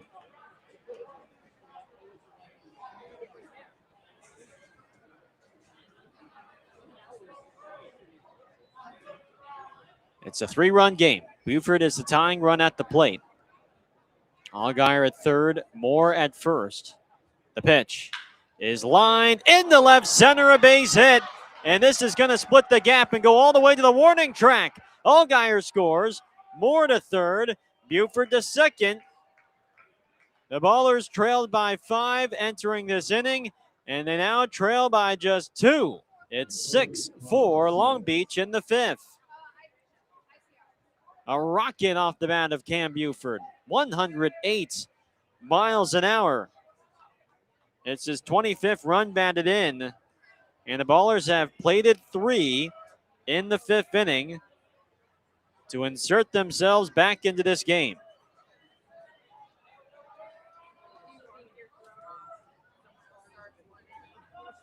Here is Connor Smith, tying runs in scoring position. First pitch is inside for ball 1. A right-hander starting to loosen in the bullpen for Long Beach. Blue glove pressed up against the belt for Van Deventer is 1-0. Is a changeup, low. 2 balls, no strikes.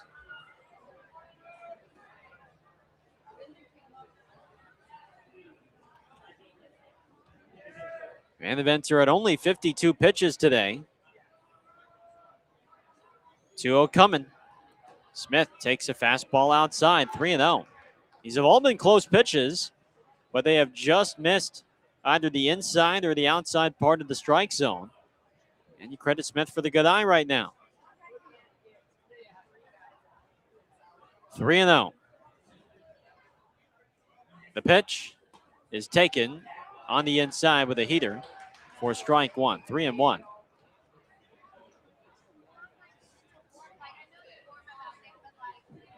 O'Sullivan's been red hot. He's on deck. You'd think Smith gets a pretty darn good pitch to hit here. 3-1. Smith swings away but fouls it down the right field line, and that was a good pitch to hack at. Fastball on the outside, 3-2.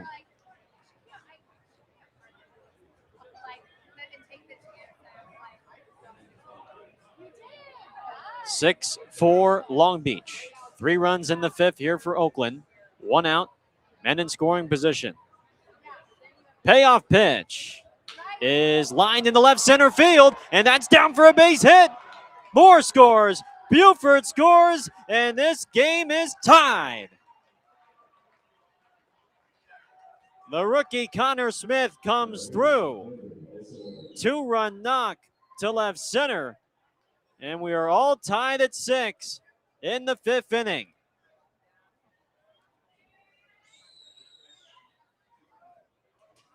Long Beach put up a crooked number in the bottom of the 2nd, and now Oakland has put up a crooked number here in the top of the 5th.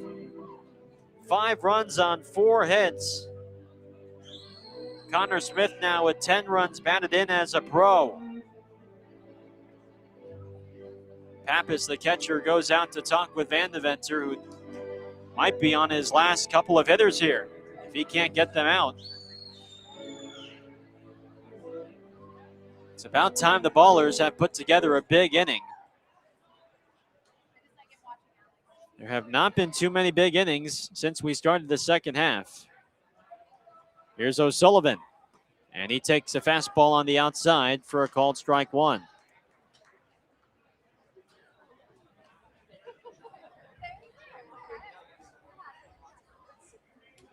Nothing in one on O'Sullivan. Lefty's pitch is taken low with the heater. 1 ball and 1 strike.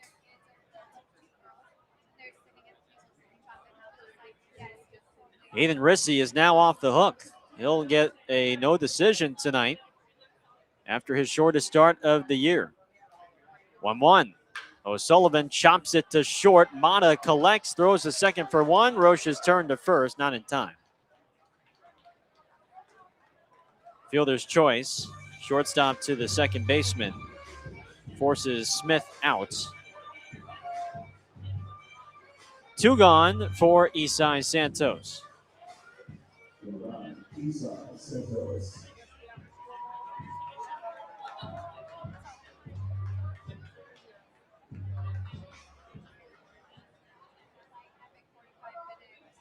Isai is the only baller to not reach base today. He's 0 for 3.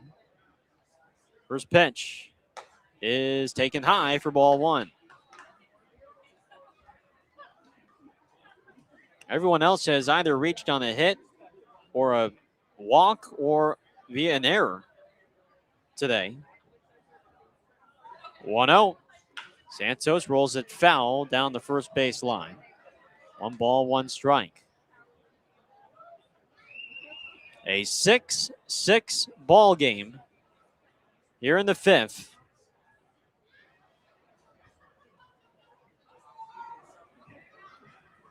So far, so good. With runners in scoring position, they are 3 for 9. Now a pickoff throw to first, and O'Sullivan is hung up. He went on first move. The shortstop Mata throws to the pitcher, Van Deventer. Van Deventer throws to the second baseman, Roche, who then flips it to the first baseman, Bess, who applies the tag, and the inning is over. He almost was able to beat out that rundown, but he comes up just a bit short, and the side is retired. Ballers score 5 on 4 hits, 1 error, and they have tied the score at 6 as we head to the bottom of the 5th. on Ballers Radio.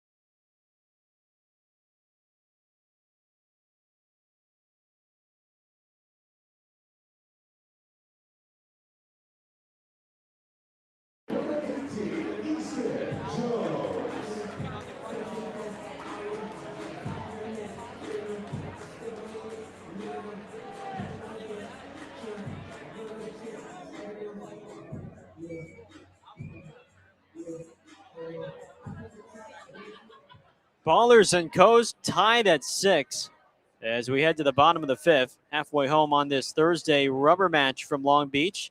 As the first pitch from Brock Mayer drills Easton Jones in the helmet. An 87-mile-an-hour fastball hits Jones right in the dome. And let's hope he's okay. He's walking down the line with Steve Tubner, the athletic trainer.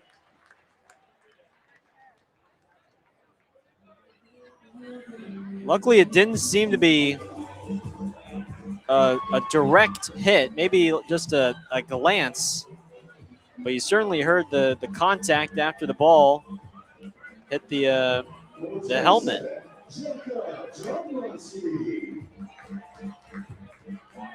Here's Jablonski now. The go-ahead runs at first base for the Coast.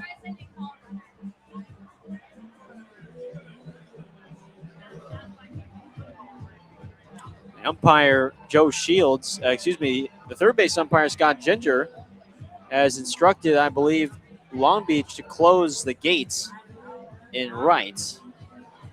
Might have been opened by accident. So they have locked that up. Now Jablonski will bat.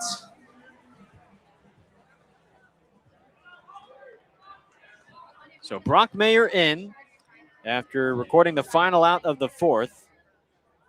First pitch to Jablonski is in the dirt, and it skips by Smith, rolls behind him, and that allows Jones to advance to second. Boy, Smith has had some trouble today behind the plate. It hasn't been his usual self defensively. That likely is a pass ball.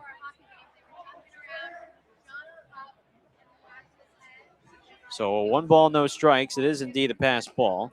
And the 1-0 misses high and outside. 2 balls, no strikes. Defensive substitutions, by the way, for Oakland. Isai Santos has moved from center to second. And Miles Beal has taken over now in center. Nick Leahy is out of the game.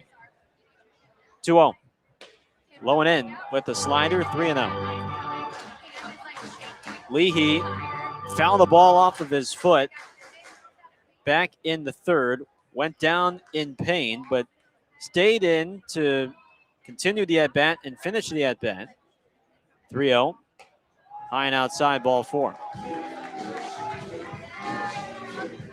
And then he singled in the 5th.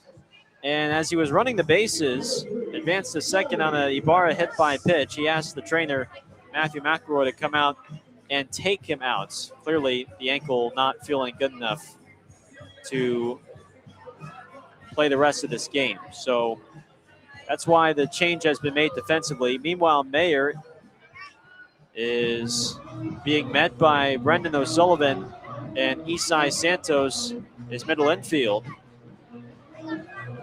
Try and calm him down here after the hit by pitch and now the walk. 5 pitches to start the frame, well out of the zone.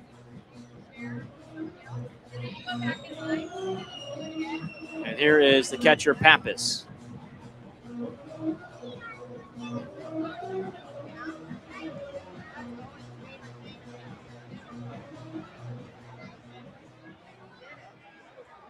Pappas is 0 for 1. He drew a walk in the second and then later scored. Third baseman Allgaier is halfway in. He's basically all the way in as Pappas shows bunt. And the first pitch, breaking ball, is outside for a ball. And we have a challenge from the pitcher, Mayer. It's not going to be overturned.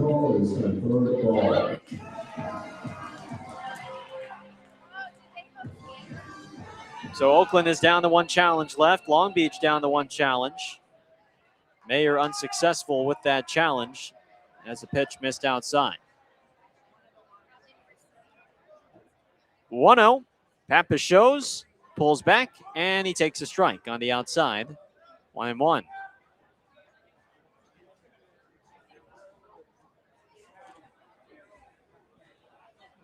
A 6-6 game here in the 5th.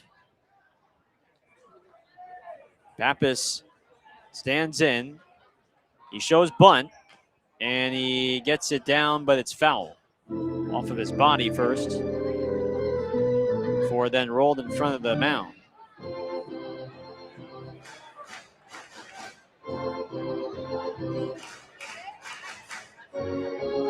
One and two.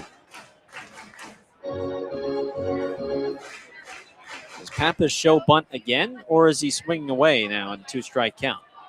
Is this a full sacrifice situation, or now does he have the freedom to swing? 1 and 2. He is back in swing mode, and he takes a ball low and away. 2 balls and 2 strikes.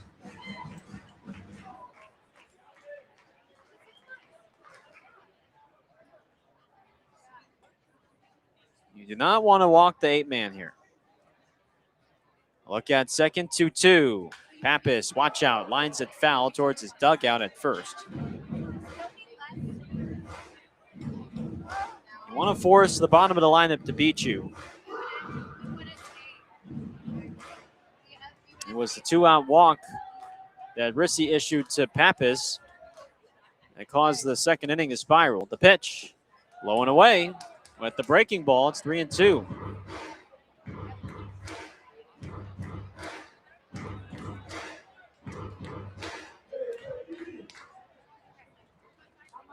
Mayer's got to come in here and give Pappas a challenge. A look at second, the payoff. Runs inside, and it hits him. Oh, no, it's a foul ball. Excuse me. I thought it hit him on the hand. No, it hit the knob of the bat, or maybe the inside part of the bat first, before then it glanced his arm. Well, he catches a break, because that was going to be ball 4.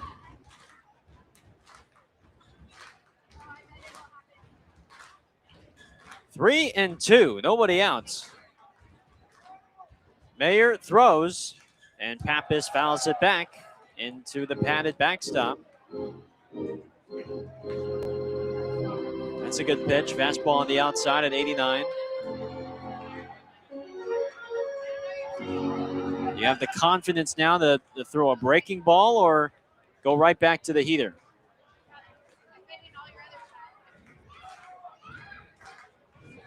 Three balls, 2 strikes. Here it is. And Pappas fouls it back. That time a breaking ball. And Pappas chased it, but he stays alive.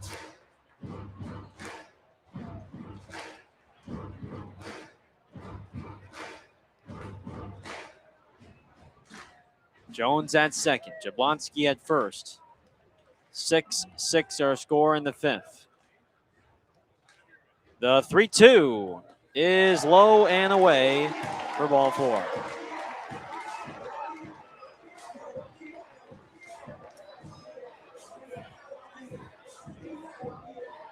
Well, that was quite the battle from Pappas, and he just simply outlasted Mayer there. 3 free bases to begin this fifth. A hit by pitch and back-to-back walks.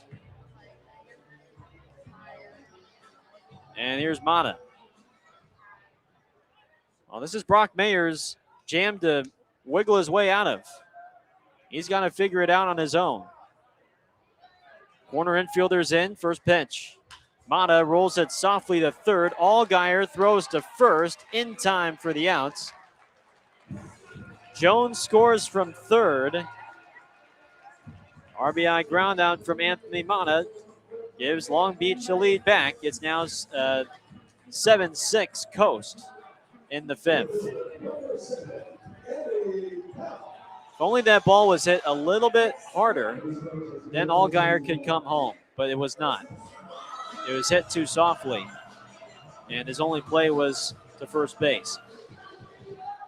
Oakland is going to intentionally walk Eddie Pelk to set up the force play at any base, and I like this move from Aaron Miles. Pelk's just been an on-base machine all season long, so he loads the bases, gives yourself a chance to perhaps turn two and get out of the frame as Patrick Roche digs in. Roche does have a 2-run single in this game. First pitch is a fastball low and away for ball one.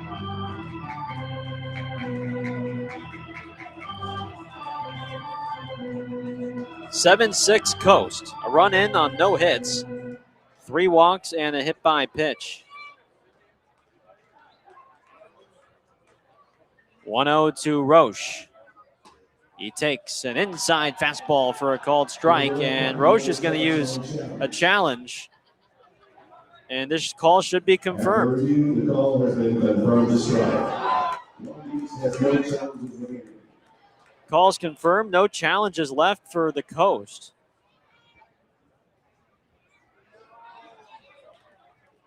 Perfect paint on the inside. It's 1-1 on Roche.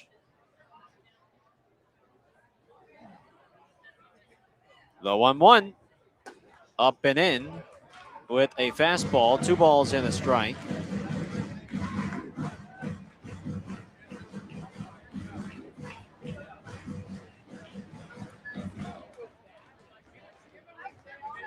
Cooper Vest is on deck. Mayer comes home, and Roche hits a big chopper to third. Allgaier fields, throws to first. It's in time, but another run comes home as Jablonski scores.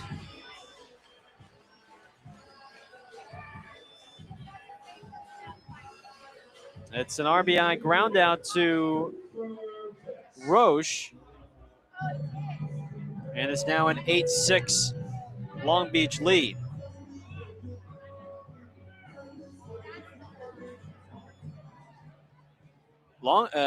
Oakland right now just trying to play damage control. And they're picking the matchups that they want to play against. Cooper Vest is now going to be intentionally walked.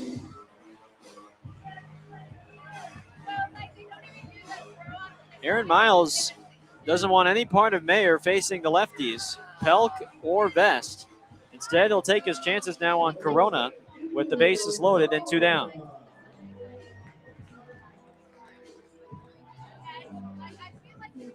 Two runs on no hits. But if Mayer can get Corona, considering how this inning began, I think you'll take just a 2-run frame. But it's got to stop here. First pitch to Corona is bounced up the middle. It's knocked down by Mayer. He picks it up on a bare hand, throws to first, and it's in time. to end the inning. Are you kidding? Corona just ripped that ball off of his backside. Mayer took a few seconds to find the baseball before it was just in front of the mound. He picked it up and then rifled it over to first base to end the inning. Bases loaded, nobody out for Long Beach. They scored 2 runs on no hits. And we head to the 6th in an 8-6 Long Beach lead on Ballers Radio.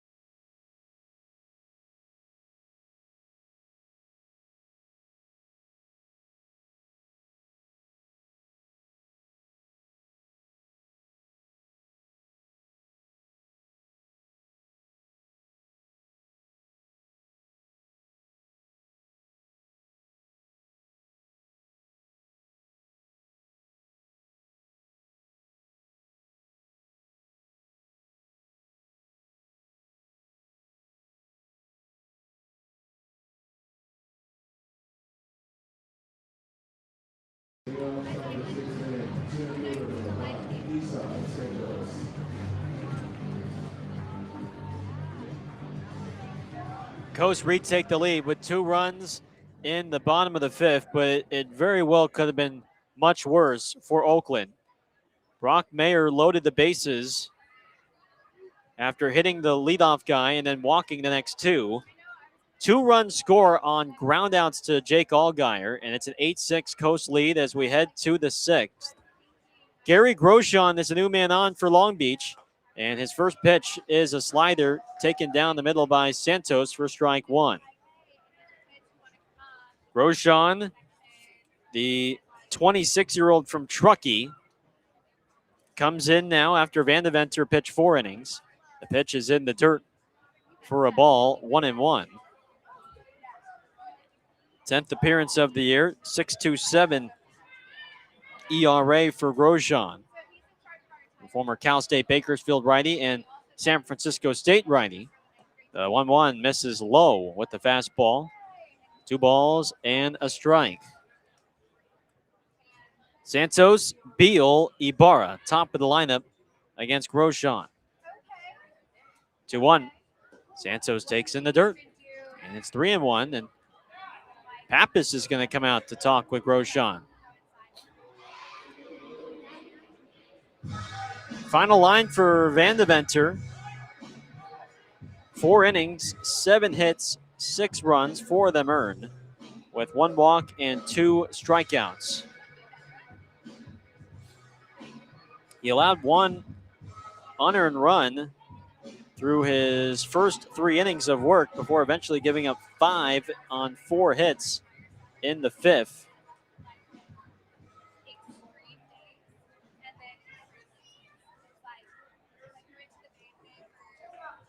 Three balls and a strike on Isai. Grosjean delivers, and Santos takes a breaking ball on the inside corner for a strike, 3-2. He's 0 for 3 today. He's the only baller to not have reached base.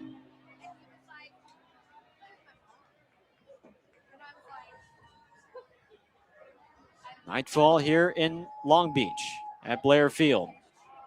3-2. Santos hits a fly ball foul down the left field line. It's a battle of the bullpens now for the next 4 innings.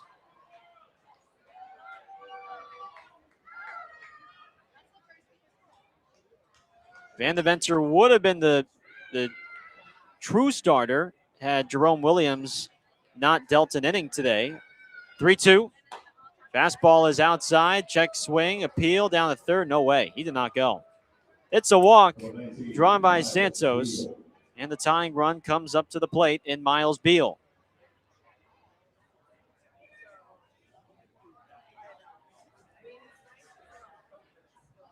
This will be Miles's first at bat today.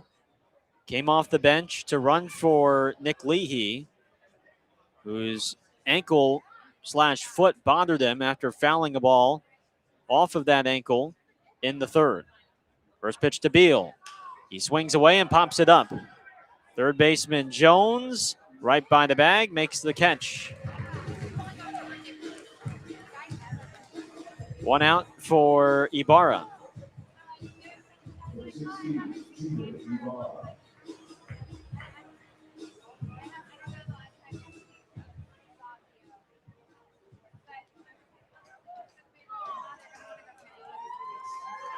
Ballers will return home early tomorrow morning. Boy, we're expecting another 5 a.m. return or arrival back at Raimondi Park. First pitch. Ibarra hits a high fly ball to right. Jablonski shuffles over to his left, makes the catch. And there's 2 down. Just got out in front of it a little bit. And Allgaier comes up to the plate.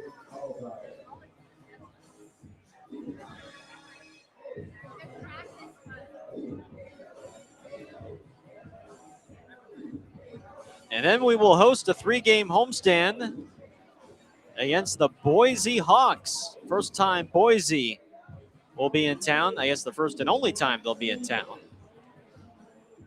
It'll be the only 3 games that we play against Boise this year. In town because they faced Yuba Sutter. They're in Yuba Sutter through tonight. And they'll make the drive tomorrow down to Oakland. First pitch to Allgaier. Fastball misses low for ball 1.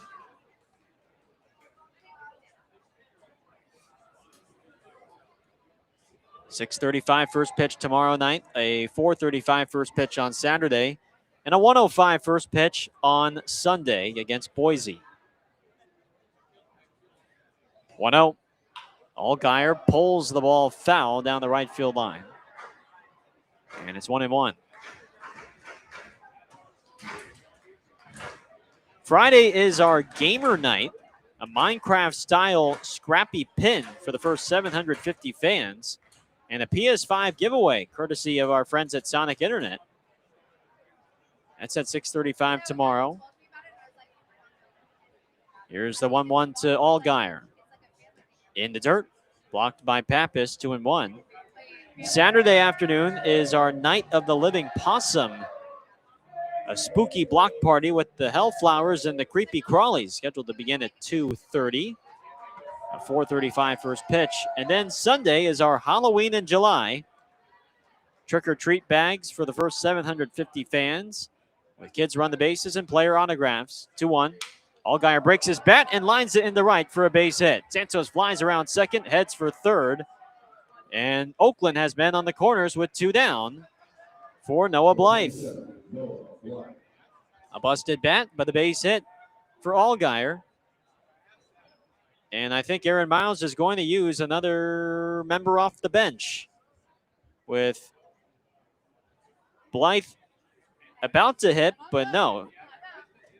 It's going to be, is it going to be Kalora or Winland? It'll be Kalora.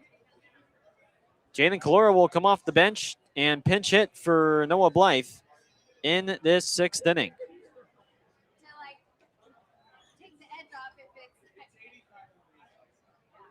Your attention, please. Pinch hit for Oakland, number 18, Jaden Kalora.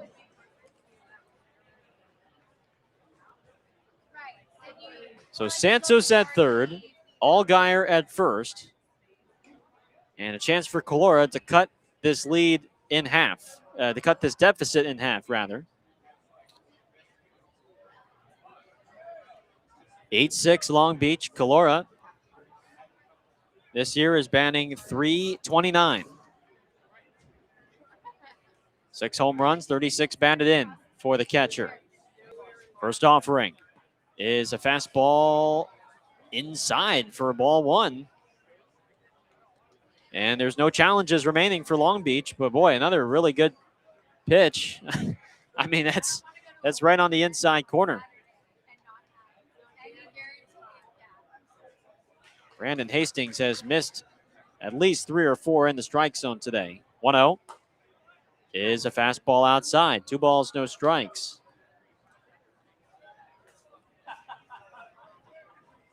Roshan, the righty, versus the lefty, Calora.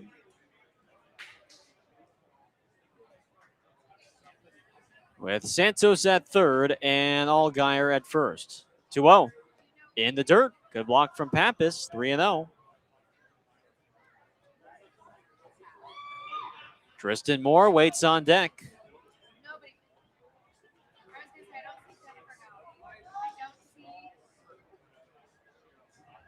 Does Calora get a green light here, or does he take? 3-0. It's a fastball, and it's outside for ball 4.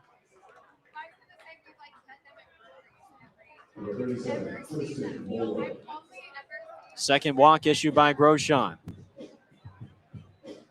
Pitching coach Jerome Williams, who was Long Beach's starting pitcher today. He's still in uniform. Makes the walk out. He's going to give Grosjean a moment.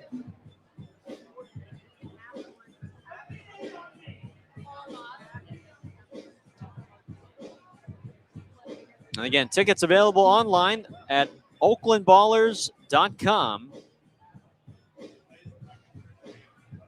Boy, Night of the Living Possum should be a fun one. The Hellflowers, the Creepy Crawlies, will take over Scrappy Town. And then our Halloween in July celebration on Sunday. Trick or treat bag for the first 750 fans. Boy, I gotta think of what to wear for Halloween in July. Do I have any costumes in the basement that I can pull out for Sunday for the broadcast? Bases loaded, 2 outs for Moore. First pitch to Moore is a fastball knee high. Called a strike, 0-1.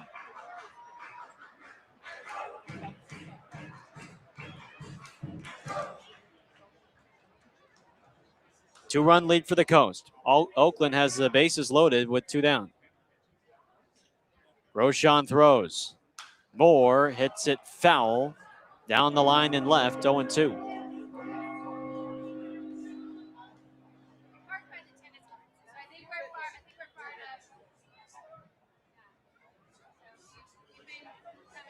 No balls and 2 strikes. Moore singled in the run back in the 5th. 0-2. Up high and outside with the heater. 1-2 on Moore. He's going to be making the drive from here to Oakland after the game today so he can have his car with him. 1-2 is lined up the middle and the center, a base hit. Santos scores. Here comes Allgaier. The throw from center is cut off. Game tied once again, and it's Tristan Moore in just his 3rd game as a professional. He's got a 3 RBI night, and it's an 8-8 ball game here in the 6th. The Ballers brought him in because he could rake. He did it at D2 Point Loma down in San Diego, and so far he's been raking to start his pro career. His 3rd hit as a pro, delivers 2 more runs. First pitch to Buford is fouled back into the screen for strike 1. So that's what? He's got 3 hits as a pro, and all three have driven in runs. How about that? Calora advanced to second on that line drive. No balls and a strike on Buford. The pitch is lined up the middle in the right center, a base hit. Calora hustles around third. He's going to score, and the Ballers take the lead. How about these two, Moore and Buford? They have driven in 5 of the 9 runs for the Ballers tonight. Cam comes up big, and it's now 9-8 in the 6th inning.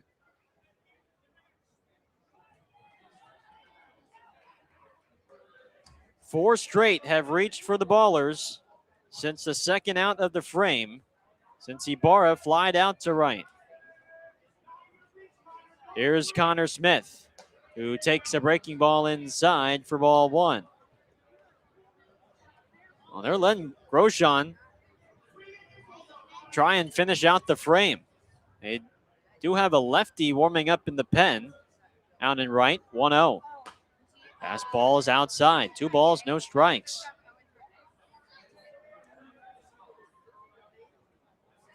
Three runs on 3 hits. Oakland has scored 8 of its 9 runs in the last 2 frames. 2-0. Smith skies one high, shallow left, long run for Pelk. He's near the line. He makes the catch, and the side is retired. Oakland has taken the lead with 3 runs on 3 hits. Tristan Moore ties it, and Cam Buford puts Oakland ahead. 9-8 Ballers as we go to the bottom of the 6th here on Ballers Radio.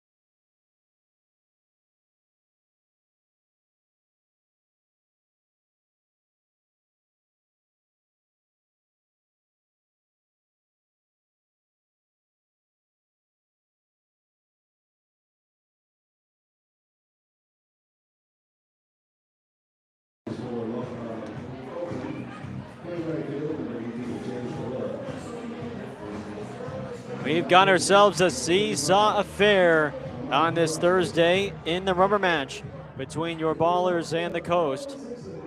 Oakland leads 9-8, last of the 6th.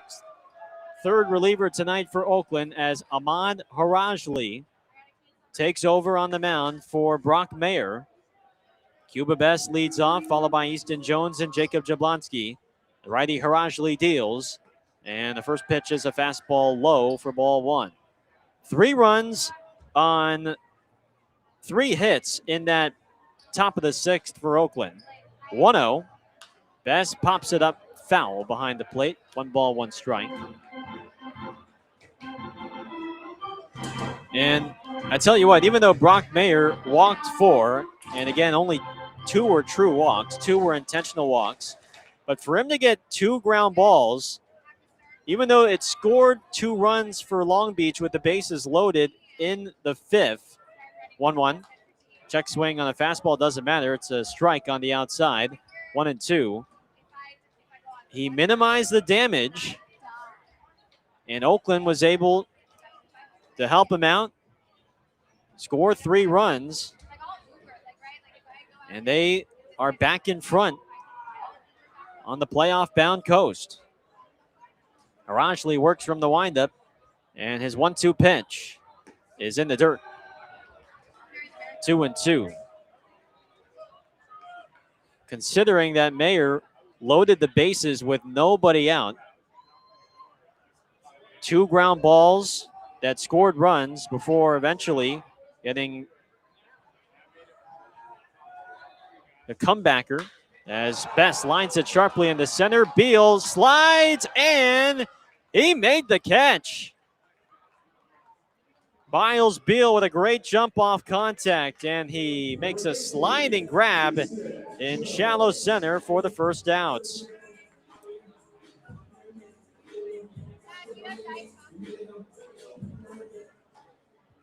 One down for Jones. Just to put a bow on that point about Mayer, and then for him to recover after the comebacker hit him on the backside and threw out Corona to keep it a 2-run game. I credit Mayer and his poise, even when things were not looking so good up to that point. First pitch was inside, 1-0. Rajli throws, and Jones swings and misses at the fastball. He was selling out for that one. 1 ball and 1 strike. Arashli, 24 years of age, from Dearborn, Michigan. Righties 1-1. Is a slider inside for ball 2, 2-1. Imposing figure on the mound, 6'4", 245 pounds. Formerly with the Florence Yalls, he was the return for C.J. Blowers in the trade a couple weeks ago. 2-1 breaking ball in there for a strike. And it's 2-2 on Jones.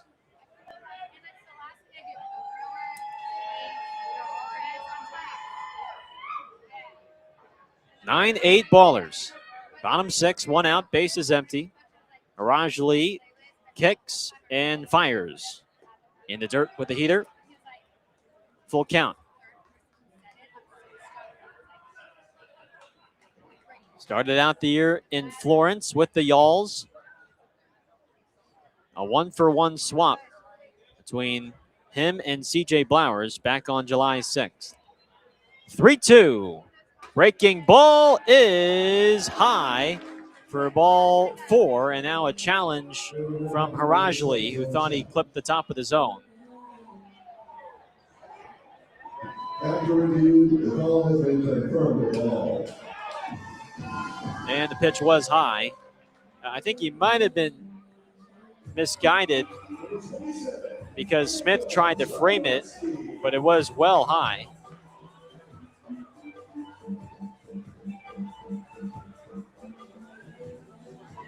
Oakland is out of challenges.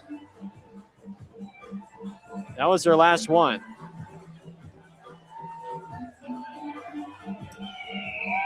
So both teams out of challenges. Brandon Hastings will not be challenged moving forward now behind the plate. As here is Jablonski. First pitch is high with the slider for ball 1.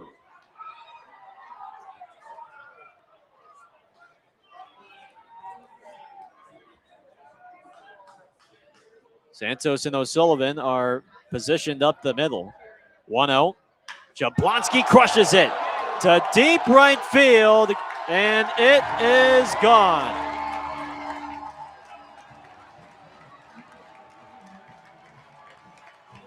And just like that, Long Beach is back on top.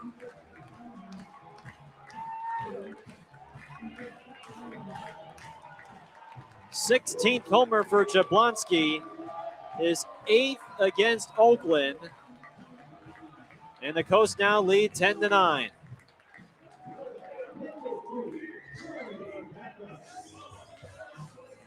He was sitting on a fastball.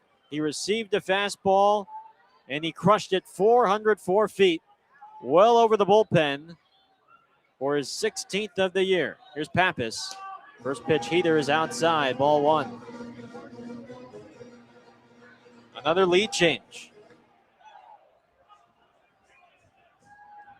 1-0. Pappas skies one high in the shallow center. The second baseman Santos takes charge behind the base and makes the catch for the second out. And boy, I mean, Jablonski, he's got such a violent swing, but an experienced hitter, 27 years of age. It's his third and final year in the Pioneer League. He's just about seen every arm.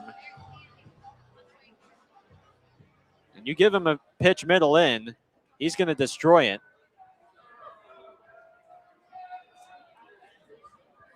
Here's Mata.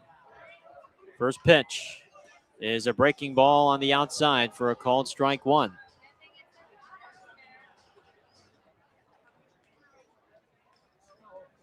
(10-9) Coast, sixth inning. The pitch is in the dirt. Blocked by Smith, 1-1.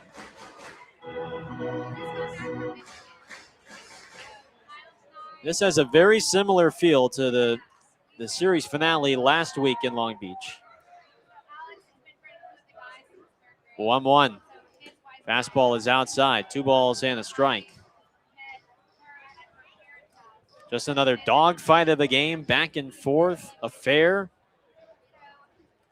Last Thursday, the game ended 12-9 in favor of Long Beach.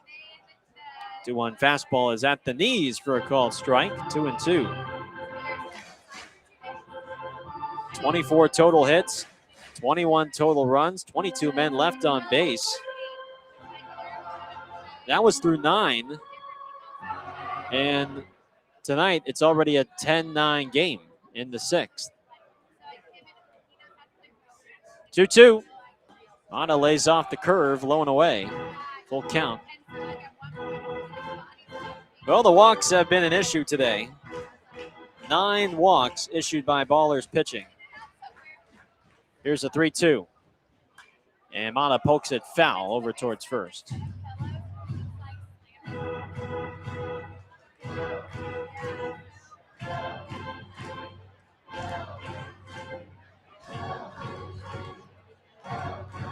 Pelk in the top of the lineup is on deck. 3-2. Mata rolls it foul down the third base line. He's driven in 2. 1 for 3 with a single and an RBI ground out.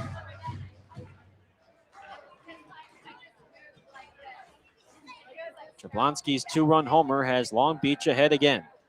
3-2. Breaking ball. Mata checked his swing and did not go.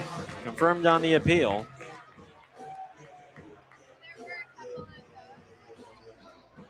Two-out walk brings up Pelk. And that is now the 10th walk issued by Oakland pitching. Yesterday, there were only 3.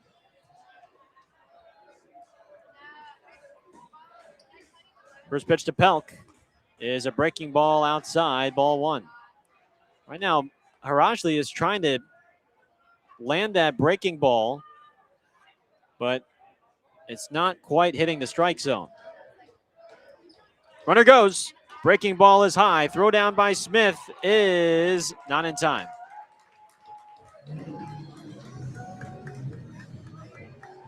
(19th) stolen base for Mata. He has not been caught this year.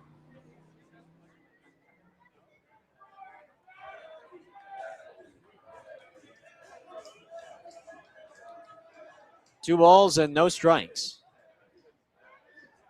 Rajali throws, and it's up and away with a breaking ball. 3-0.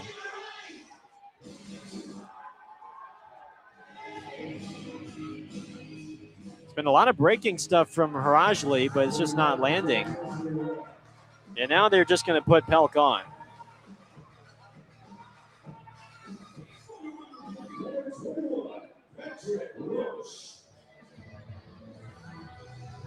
Rajli might have just one batter left.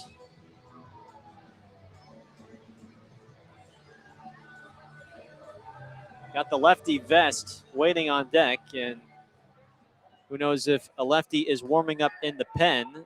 Only Jake Villar remains as the only lefty. First pitch to Roche. There's a good breaking ball on the outside for a strike. 0-1.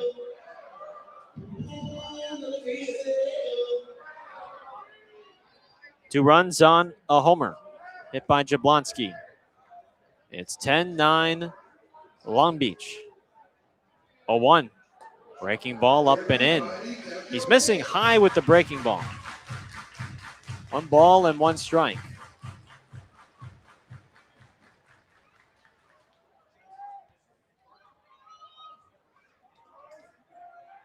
A belt high set, a look at second. The 1-1 is up high. It goes to the backstop. Wild pitch. Puts both runners in scoring position now. Golly.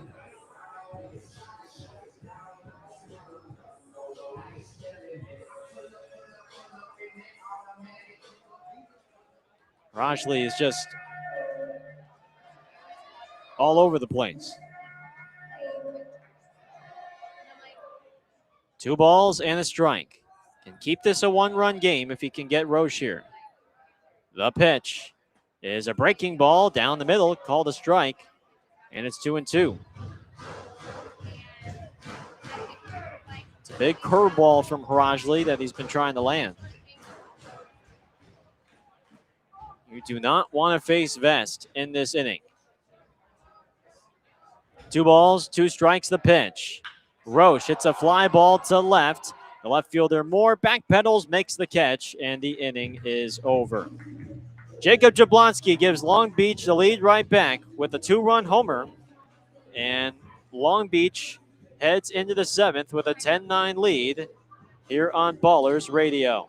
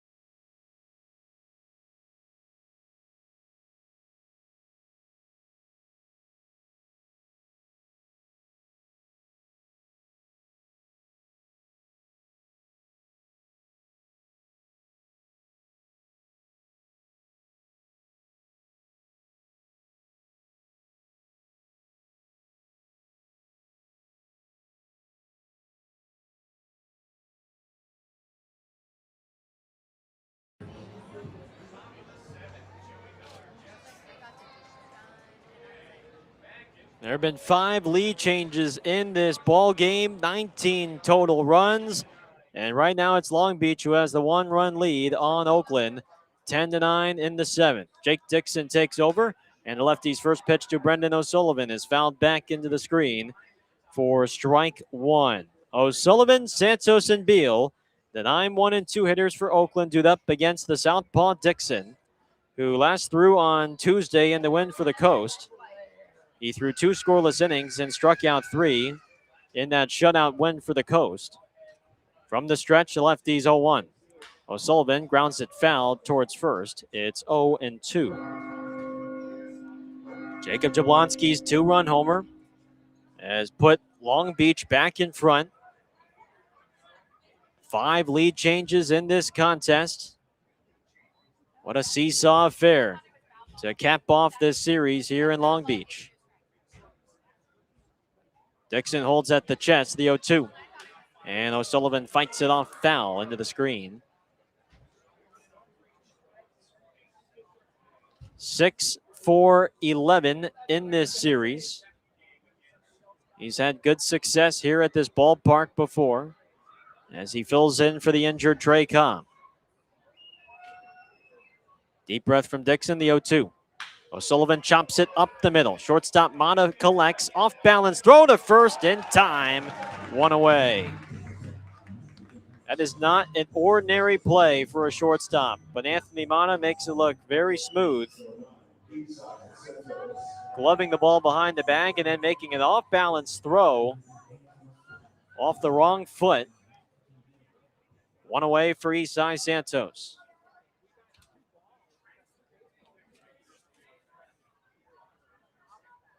'26th appearance for Dixon this year. 5.65 ERA for the former Idaho Falls Chucker. First pitch to Santos is a fastball on the inside for a called strike 1.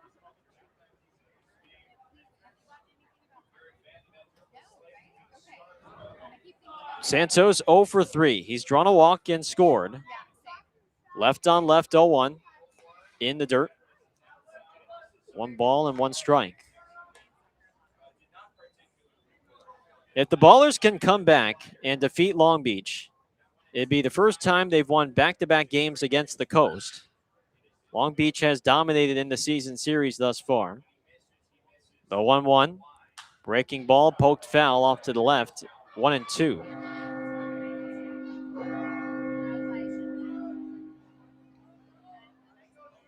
Just 4 wins in 17 games for the Ballers against Long Beach this year.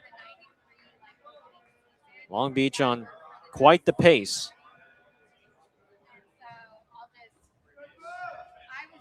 Long hold from Dixon, the 1-2. In the dirt by plenty. That one actually hit the grass just before the cutout. 2-2.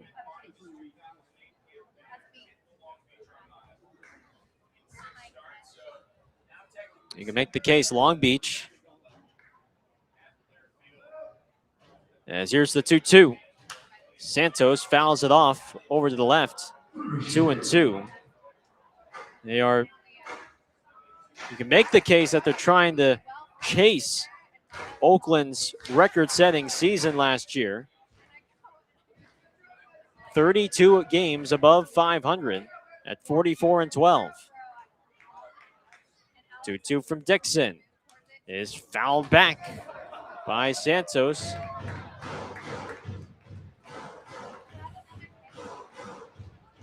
And right now, if they continue this pace that they're on,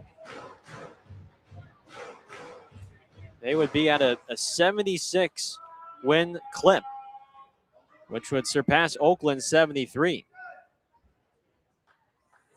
from last year. 2-2. Santos fights it off again off the hands. Dixon just pounding fastballs in on his hands. This ought to be like the 9th pitch of the at-bat. 2 balls, 2 strikes. Dixon tosses, and Santos lays off on a slider. Low and away, it's a full count.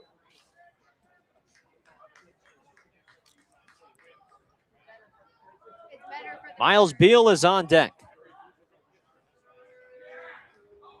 Payoff pitch is fouled off of Isai's foot.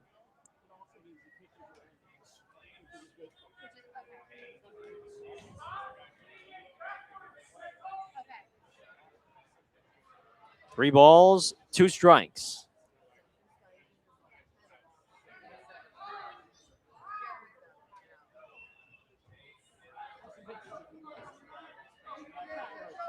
And the pitch popped up. Third base side. Pappas, the catcher, watches it go into the stands for a foul ball.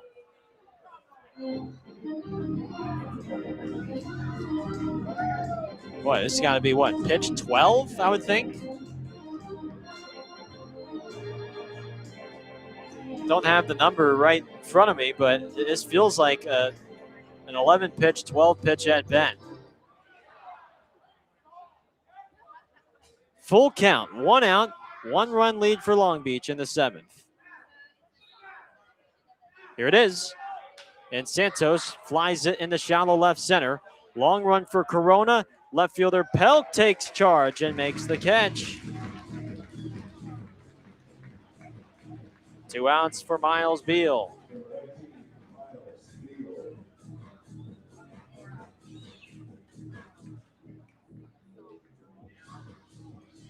After tonight, Oakland will face Long Beach 6 more times, 3 on the road and 3 at home. First pitch to Beal is bounced sharply down the third base line, fair.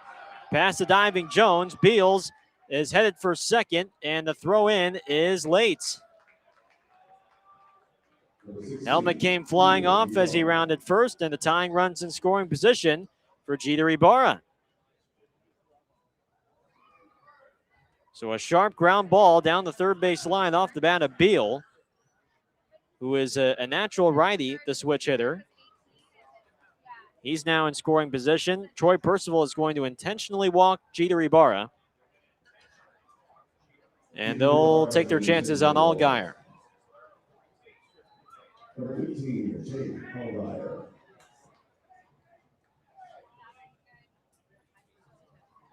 Ibarra has now been on base 3 times, 2 walks, a hit by pitch, but has not collected a hit. His 22-game hit streak could be in danger. Here is Allgaier. Switch hitter, batting from the right against the southpaw Dixon. First pitch is a fastball inside, ball 1.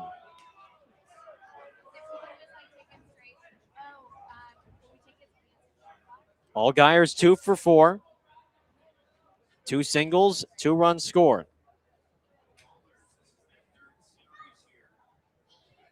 A look at first from Dixon. Now the 1-0. Allgaier breaks his bat. The pitcher, Dixon, fumbles the ball, picks it up, throws to first. It's low, but dug out by Bess, and the inning is over. That's the second bat that Allgaier has broken today. This time it doesn't go for a hit as the Ballers strand 2 in the top of the 7th. Time for the Planet Fitness 7th inning stretch. Long Beach leads 10-9 here on Ballers Radio.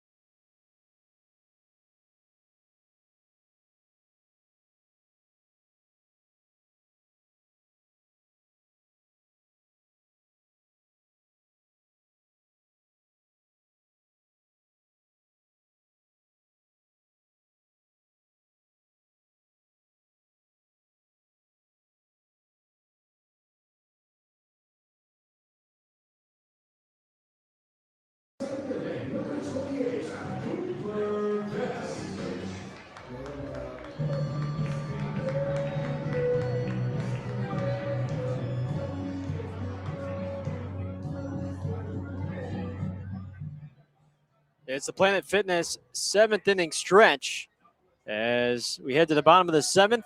10-9 Long Beach in this rubber match.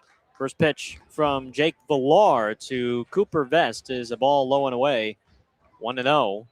Villar is the 4th reliever out of the bullpen today for Aaron Miles.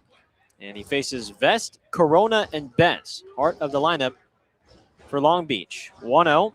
Breaking ball taken for a strike. It's 1-1. Villar threw 2 days ago and recorded 1 out. Final out of the 7th against Jablonski. 1-1. Breaking ball, broken bat, line drive in the left field. A base hit. Oh my goodness. Cooper Vest just somehow finds a way to get on base. Shatters the bat, but finds the opening between Allgaier at third and O'Sullivan at short. And it's a leadoff single to bring up Emilio Corona. I mean, like, how does that happen? He's now on base for a 4th time. Villar did his job. He got a weak line drive, a broken bat line drive, and it somehow split the left side of the infield. Here's Corona. First pitch is chopped foul towards third, 0-1.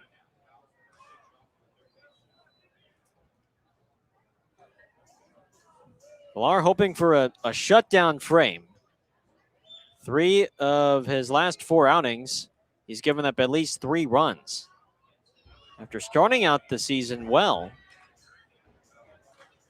he's used in some high leverage spots for Aaron Miles, trying to regain that confidence on the mound. 0-1 to Corona. Change up, misses outside. 1 ball, 1 strike. 22-year-old rookie out of UC San Diego. Corona has 3 hits today. He's 3 for 4. A look at first. Villar comes home, and Corona fouls the ball off of his foot. 1 ball and 2 strikes.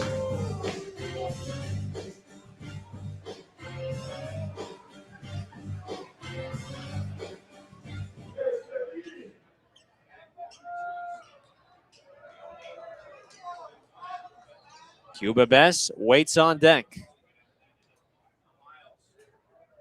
Villar holds, now throws. And Corona pokes it foul down the right field line.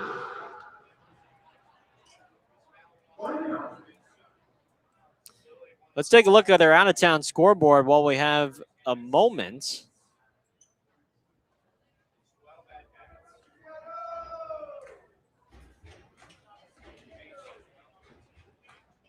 Here's 1-2. Corona pops it up out of play towards first base. Ogden defeats Great Falls 14-8. So they salvage the series finale against Great Falls.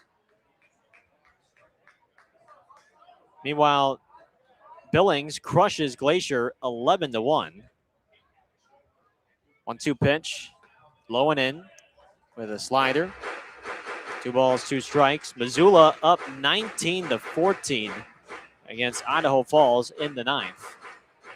Boise leads 7-6 against Yuba Sutter.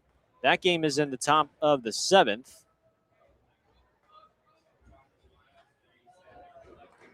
Two. Breaking ball is high. 3 balls, 2 strikes. So Boise will at least, well, if they hold on, they will salvage the series finale. And last but not least, Modesto leads 13-1 on Red Pocket. The pitch, Corona fouls it off towards right. Modesto will improve to 9-0 if they hang on against Red Pocket, which they're just 6 outs away from doing so.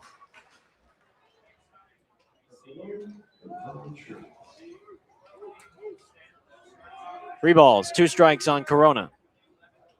And the pitch, runner goes, is lined in the left for a base hit. He got a breaking ball and grounded it sharply into left. And here comes Cuba Bess.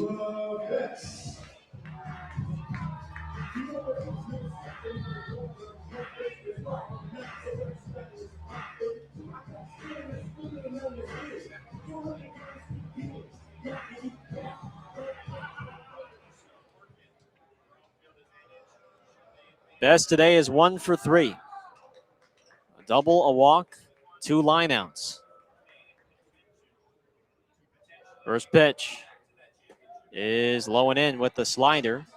1 ball, no strikes. And remember, this Long Beach lineup doesn't even have Matthew Bardowell this week after he was hit in the face by a pitch over the weekend against Yuba. The pitch finds the inside with a slider. Called strike 1, 1-1. They can still put up big-time numbers even without one of their best hitters in Bardowell. A look at second from Villar is 1-1. Is flied down the left field line. Long run for Moore and Allgaier, and it lands on the extended warning track for a foul ball. 1-2.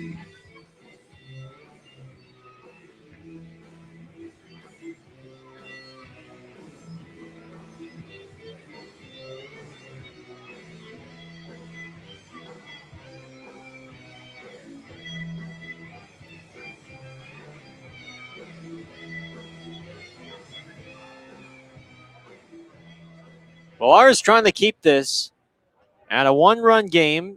2-run game wouldn't be too bad either if a run does indeed score. 1-2 in the dirt. 2 balls, 2 strikes. A lot of this against Long Beach is you're just trying to avoid the big inning and keep yourself in the game. Avoid the 3-run, 4-run, 5-run frames. If you're going to give up runs, keep it to a run or 2 at the most. 2-2. Change up, blowing outside. That was a good spot. Tried to shave that lower outside corner with the heater. 3-2.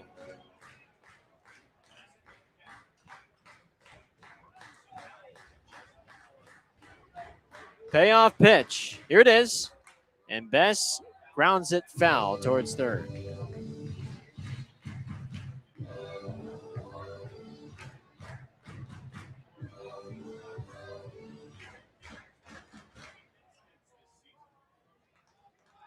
On deck is Jones. Villar really could use a ground ball here. The full count pitch to Bess is lined foul down the third base line. He gave him a fastball. And Bess was late on it. I don't think he's going to be late on another fastball. Maybe you pull the string one more time here. 3-2, nobody out. The pitch is low and away, ball 4. Trying a breaking ball, and they are loaded for Easton Jones.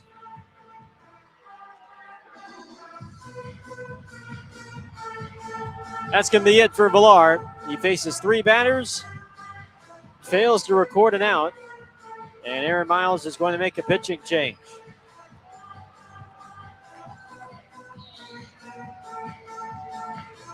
It's a call to the bullpen for Oakland in the 7th when we come back. 10-9 Long Beach, bases loaded, nobody out when we return.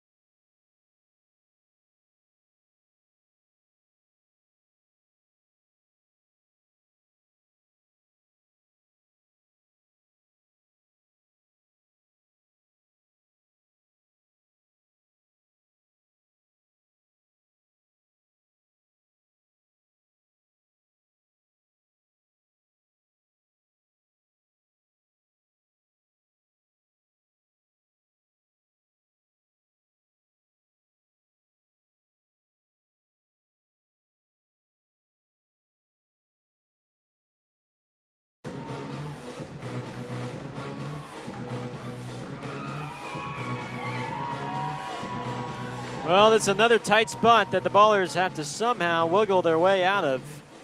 Bases loaded, nobody out. Bottom 7, 1-run lead for the Coast. 10-9 our score. It's Brady Chavez who will try and deliver damage control here in the 7th with Vest at third, Corona at second, and Bess at first.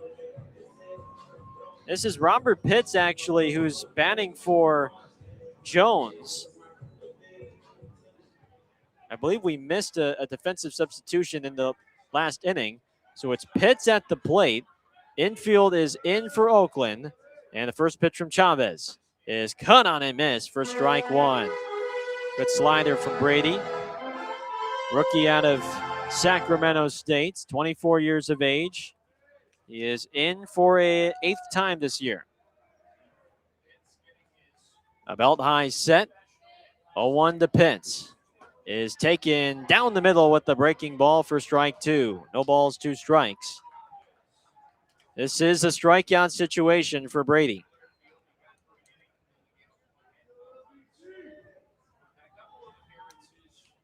Pitts just activated onto the roster at the beginning of this week. Selected by the Coast after the Pioneer League midseason tryout.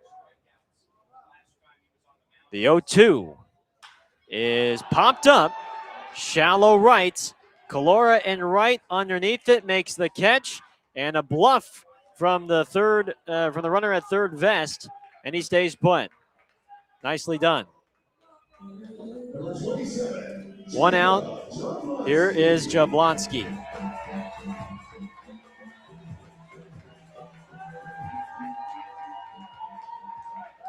Not your typical 7-hitter in the lineup.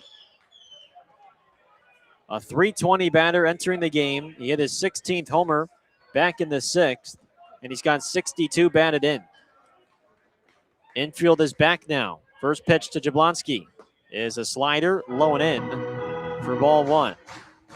Ibarra is the only infielder in. Now, looked like he was going to retreat. Now he stays in. Everyone else back, hoping for a grounder. 1-0. Jablonski rolls it to first. Ibarra's got it, throws home. They get the force out at the plate. Vest is out. Fielder's choice, first baseman to catcher. 2 down now in the 7th for Johnny Pappas. Can Brady Chavez work his magic for one more hitter? Got Jablonski to roll over on the breaking ball. And Ibarra, who was luckily playing in, delivered a strong throw to Smith. And Vest was forced out.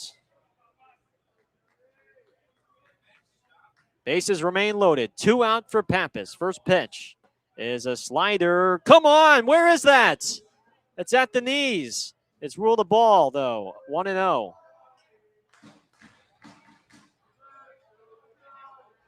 1 ball, no strikes. No team has any challenges left. The pitch, that time, what's the difference between that pitch versus the other one? He calls that a strike, though. 1-1.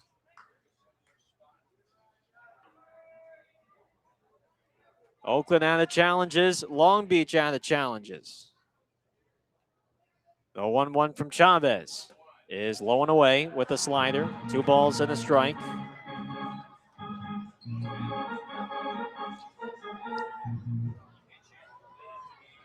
Should be a 1-2 count. Instead, it's 2-1 on Pappas. 10-9 Long Beach. 7th inning. 2-1. Pappas hits a fly ball to right center field. It's Calora, the right fielder, who makes the catch. And the inning is over. What a job from Brady Chavez. An impossible situation. Bases loaded, nobody out. And the Coast failed to score in the 7th. 8th inning coming up. 1-run lead for Long Beach. It's 10-9. Coast here on Ballers Radio.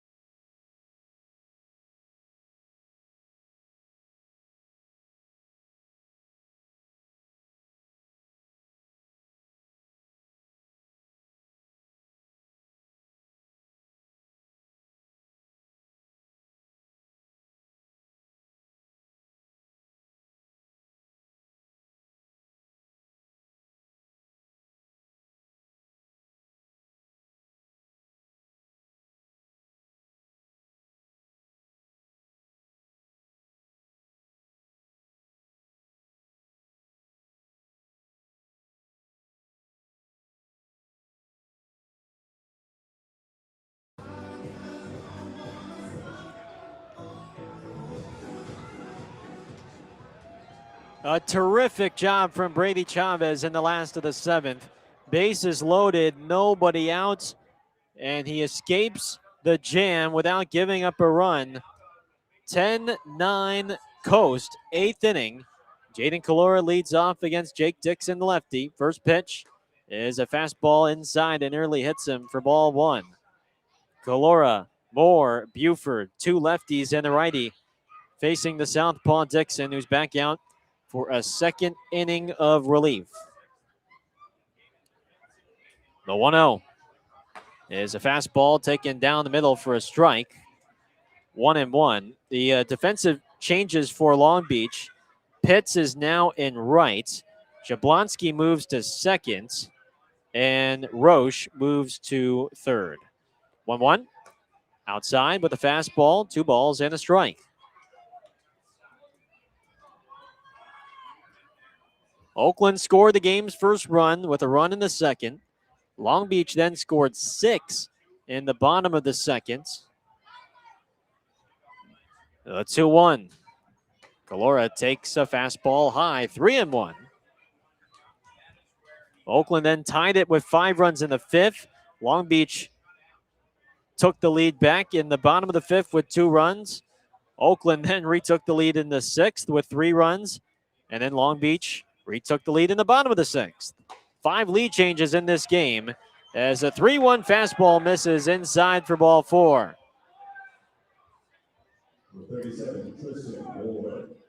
Tying run is at first. And here is Tristan Moore. The only available player left on the bench is Paul Winland, position player, with Beal and Calora now in. Winland is the only man available now. Here's Moore. First pitch fastball is, it misses low? Again? My goodness. I mean, Brandon Hastings has no feel for the bottom of the strike zone right now. 1 ball, no strikes. The pitch. That time, right down the pipe for a called strike. Okay, he can call that at least. 1-1.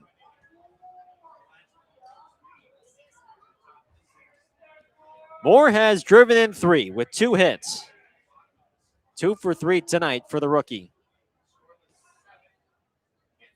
1-1. Foul back into the screen. Boy, he was on it. 1-2.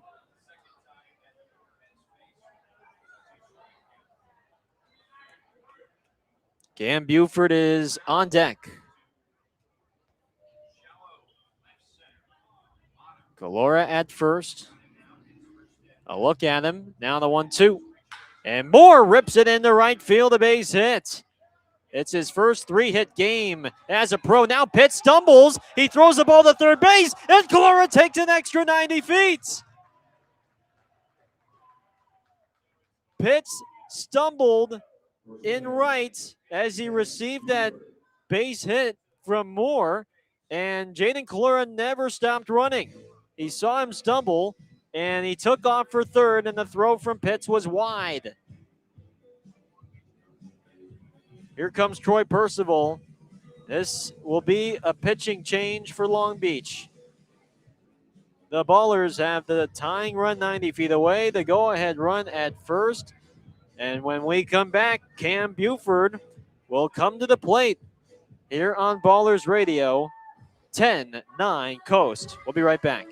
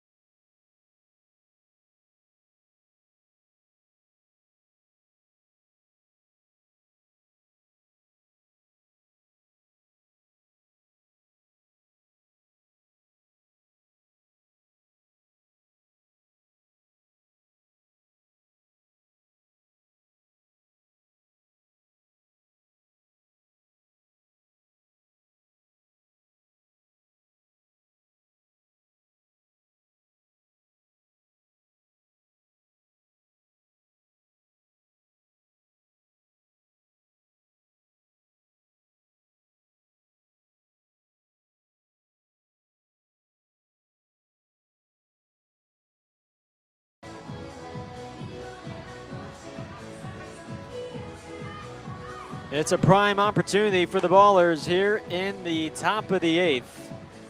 The tying run at third in Calora, the go-ahead run at first in Moore with nobody out. 1-run lead for the Coast, 10-9 our score. And it's the Submariner, is that a word? The Submariner, Steven Ordorica, who comes in now to face Cam Buford. Right on right matchup. First pitch is taken at the knees for a called strike 1. Cam has 2 hits and 2 runs batted in, a double and a single, and a walk. Tying runs at third. Infield is back. 0-1. Buford smashes a ball in the right center field. Pitts breaks over, makes the catch. Here comes Calora. He will score. It's a sacrifice fly, and it ties the score at 10 here in the 8th. Buford does his job, even though he wanted that ball to split the gap instead of Pitts covering the ground to catch that one. But Buford hit it hard enough in the right center. And Aaron Miles will use his last position player off the bench today. It'll be Paul Winland, the former Coast infielder, to hit for Connor Smith.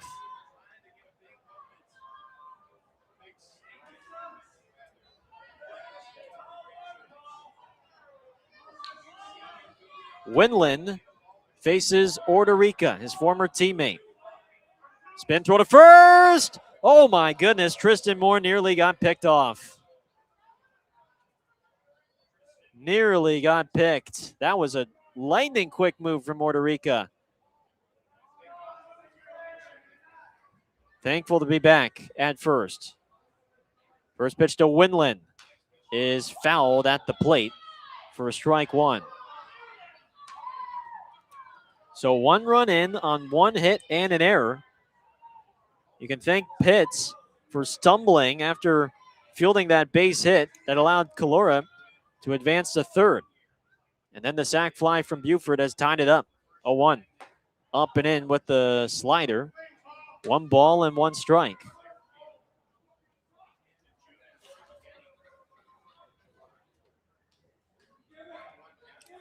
Winland with the Ballers is batting .284. 4 homers, 18 batted in. 1-1.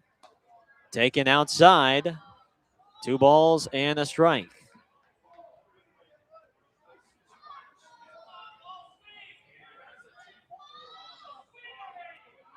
The lefty Winland versus the submarine righty Ordorica. 2-1. Inside, it hits him. It hit him on the leg. And the go-ahead run now at second for Oakland.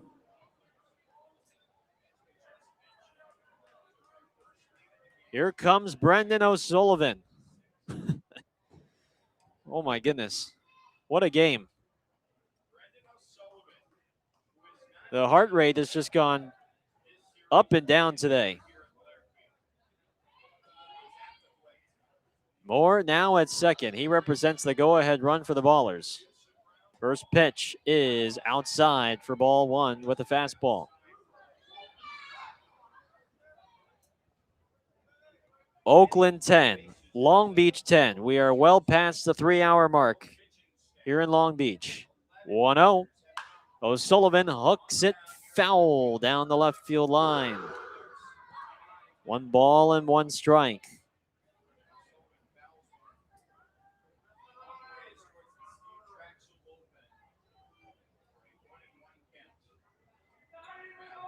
One for 4 today. Ordorica looks at second. He delivers. And O'Sullivan swings and misses at the fastball. It's now 1-2.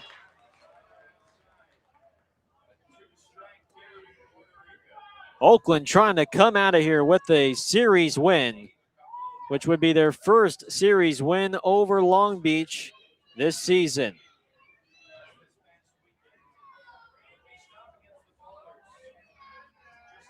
Long Beach trying to win a 5th consecutive series over Oakland with a dub tonight. 1-2. O'Sullivan lines it up the middle, and it's down for a base hit. Winland to second, Moore to third. The ball misses both cutoff men, but it's backed up by the catcher, Pappas, and Brandon O'Sullivan stays hot. It's another multi-hit game for the Pleasanton native. The bases are loaded with one down for Eastside Santos. Here we go.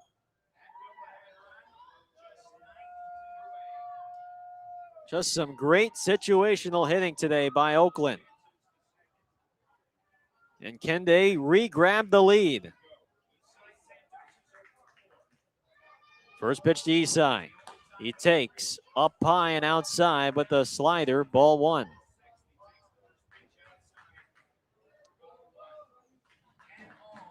Infield is back with the exception of Bess at first. He's halfway in. 1-0. Santos bounces it up the middle. Mata, shortstop, goes to second. One, turn to first. Double play. Inning over. Just what Ordorica was pitching for. The Ballers tie it up on the sac fly from Buford. It's Oakland 10, Long Beach 10. Bottom of the eighth coming up here on Ballers Radio.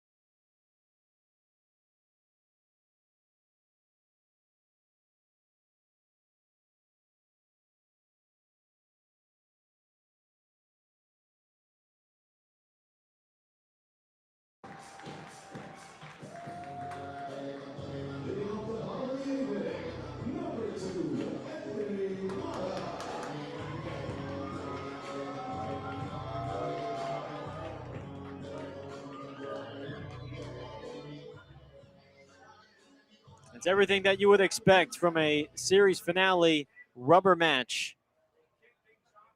10-10 our score, bottom eight. First pitch from Langston Burkett, who is in for a second consecutive night. There's a fastball inside for ball one.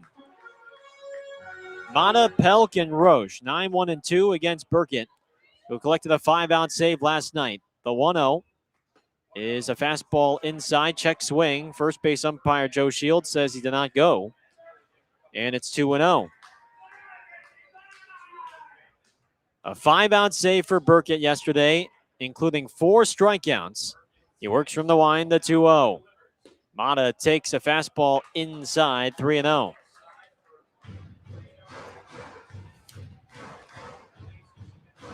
'24th appearance for Burkett. 40 strikeouts in 26 and a third innings. 3-0. There's a fastball down the middle for a strike, 3-1. He is the 6th reliever tonight for the Ballers. Aiden Rissy with his shortest start of the year, just an inning and 2/3. Bates 2 innings, Mayer an inning and a third, Harajli an inning. 3-1. Mata bounces it up the middle. Shortstop O'Sullivan collects, fires to first, and there's one down. Nice job by Burkett to come back in that at bat after being down 3-0. Villar did not record an out. Chavez escaped the bases loaded jam in the 7th. And now it's Burkett.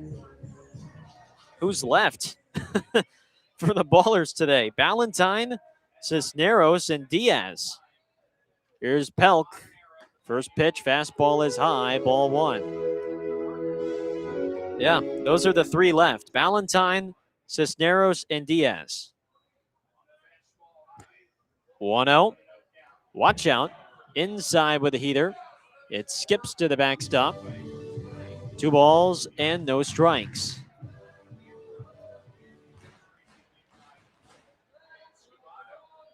Pelk's been on base 4 times via 4 walks. 2-0. Downstairs with a heater, 3-0. The Pioneer League's walks leader on the verge of walking for a 5th time today, albeit 2 of them have been intentional walks. 3-0 is high. Ball 4, and that's the 5th walk he's drawn tonight.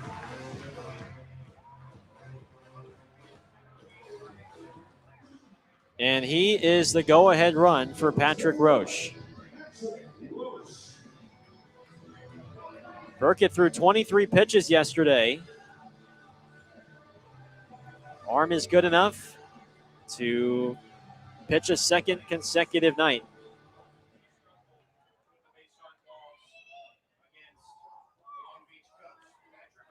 Roche has driven in 3, 1 for 5 today. First offering is a fastball inside, ball 1.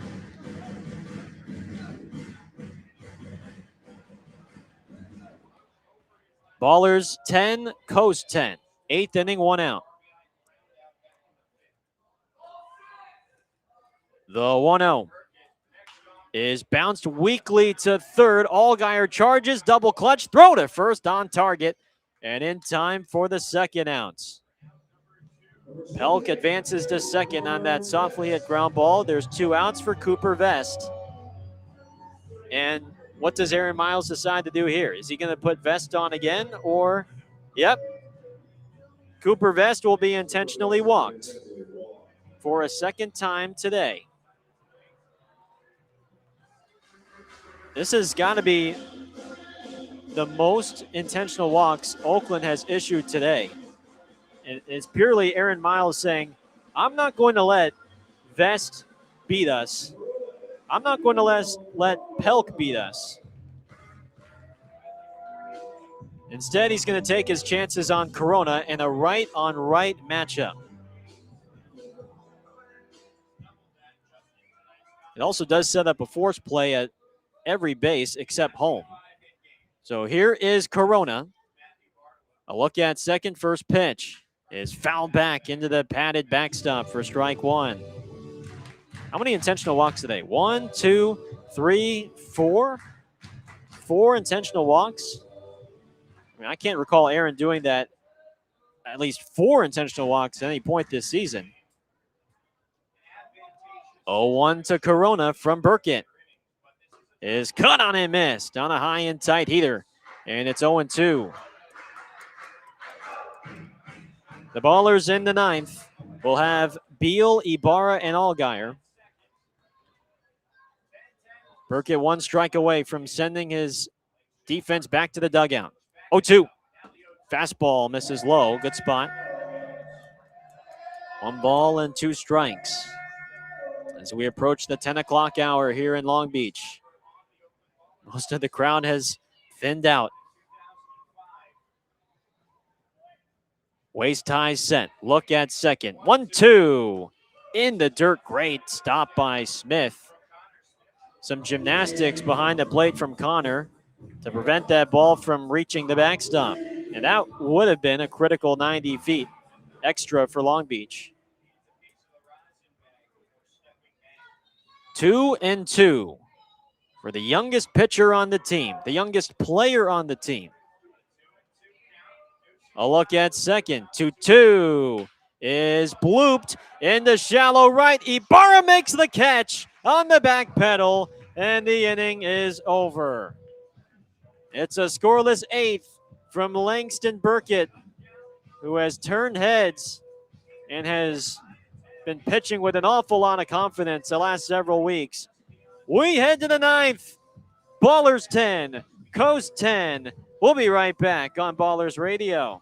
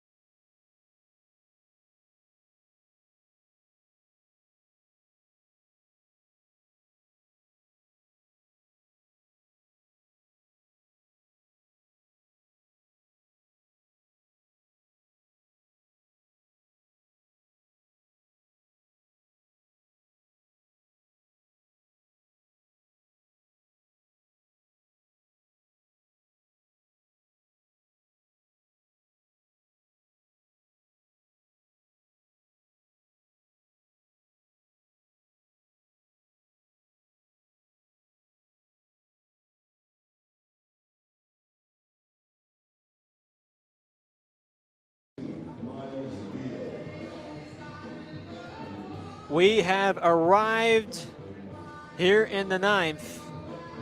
The Ballers and Coast tied at 10. Winner decides the series. Long Beach winning Tuesday, Oakland winning yesterday. A 10-10 ball game. It's the Long Beach closer, Zach Volker, on the mound to face Miles Beal. First pitch is a fastball down the pipe at 93 for a called strike one. Volker leads the league in saves with 12. This is not a save situation, but here's his 0-1. Beal takes a fastball outside, 1-1. And he would have thrown anyway, regardless if it was a save situation or not. First time we are seeing him in this series. From the windup, the 1-1. Beal hits a soft ground ball up the middle. Second baseman Jablonski backhands, jump throw to first, not in time. Beal puts the ball in play, and he reaches for his second hit today since coming off the bench to replace Nick Leahy after he fouled the ball off of his foot earlier in the game. Go-ahead run at first with speed for Ibarra. And you can't intentionally walk him here. Nor would they have, I guess, even if Beal was to be retired. Ibarra is 0 for 2. 2 walks and a hit by pitch. Volker's first is a breaking ball high and outside, ball 1. Ibarra did hit a game-tying homer off Volker a couple of weeks ago. 1-0. Swinging a foul over towards the on-deck circle of Long Beach. 1 ball and 1 strike. That was Tuesday, June 30th, with 2 outs in the ninth off Volker. An opposite field home run to left to tie the score at 7, only for Long Beach to win it on a walk-off sac fly. Volker holds at the belt, long hold, and the pitch is taken low with the changeup. 2 balls and a strike. Ibarra has not collected a hit today. His 22-game hit streak in danger. Beal at first. Does he get going here? Maybe a hit and run put on by Aaron. He does not. Ibarra swings and hits a high fly ball to left. Pelk is back. Front edge of the track. He's got it. And back to first goes Beal. So Jeter Ibarra's team best 22-game hit streak will come to an end as he now finishes 0 for 3. 1 out in the ninth for Allgaier.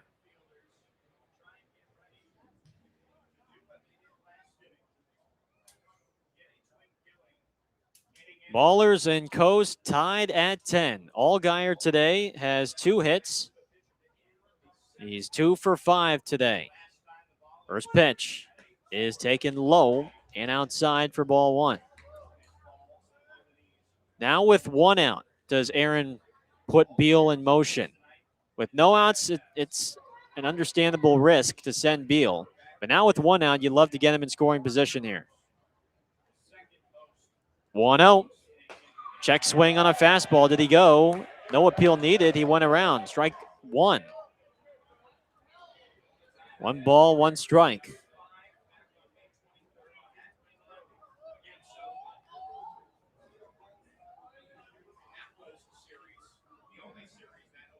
A hard-throwing righty is at the belt.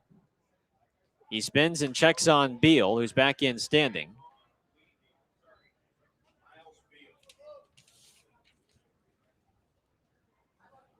Volker's a strikeout machine. 51 strikeouts and 32 in the 3rd innings.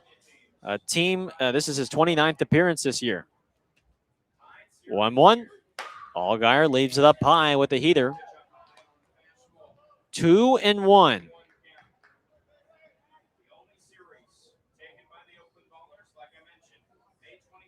Perhaps a hit and run. 2-1 count. Speed at first. Volker throws, and it's grounded foul down the first base line into the dugout of Long Beach. 2-2. Beal did not run. And I think the reasoning behind it is maybe there's a little bit too much swing and miss with Volker in his game, that it presents more of a risk than a reward. Volker's a guy that dials up the velo, gets a lot of swing and miss, and you don't want that to happen on the hit and run. You want the ball being put in play.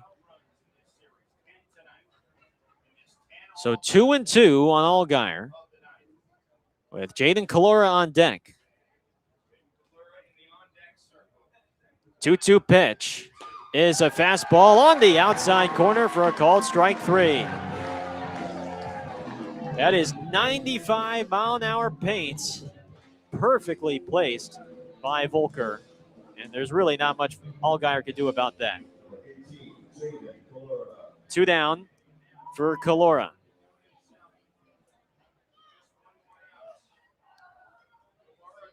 We've given Brandon Hastings a bit of a hard time behind the plate, but he got that one right.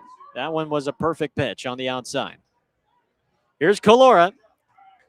First pitch is taken on the outside with a heater for strike 1. Long Beach in the bottom of the 9th will have Bess, Pitts, and Jablonski. And we'll see if Burkett is out for a 2nd inning or not. Volker's 0-1 is cut on and missed on a fastball. Strike 2.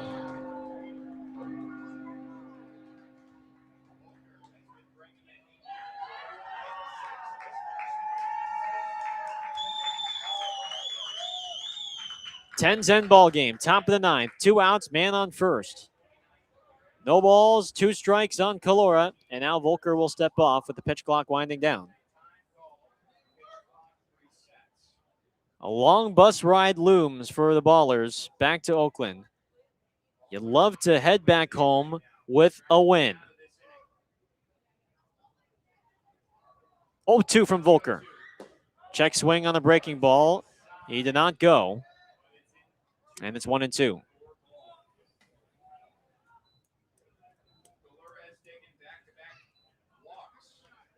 Calora did not start this game. He was a pinch hitter in the 6th for Noah Blythe, and he has assumed right field since.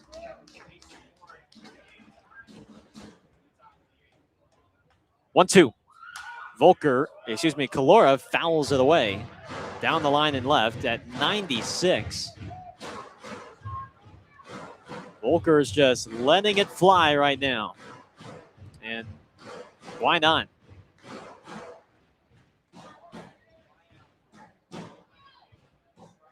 Trying to send his team back in the dugout, give them a chance for a walk-off win.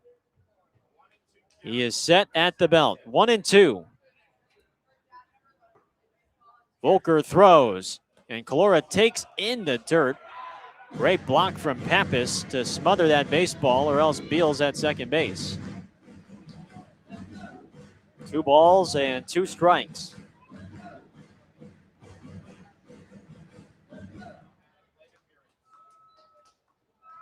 Kalora has walked twice since entering for Blythe. 2-2. Volker throws, and Kalora strikes out swinging on the slider down and in. The leadoff single stranded at first. Ballers do not score in the 9th. They will try and put up a scoreless bottom of the 9th when we come back. 10-10, Coast up to bat when we return here on Ballers Radio.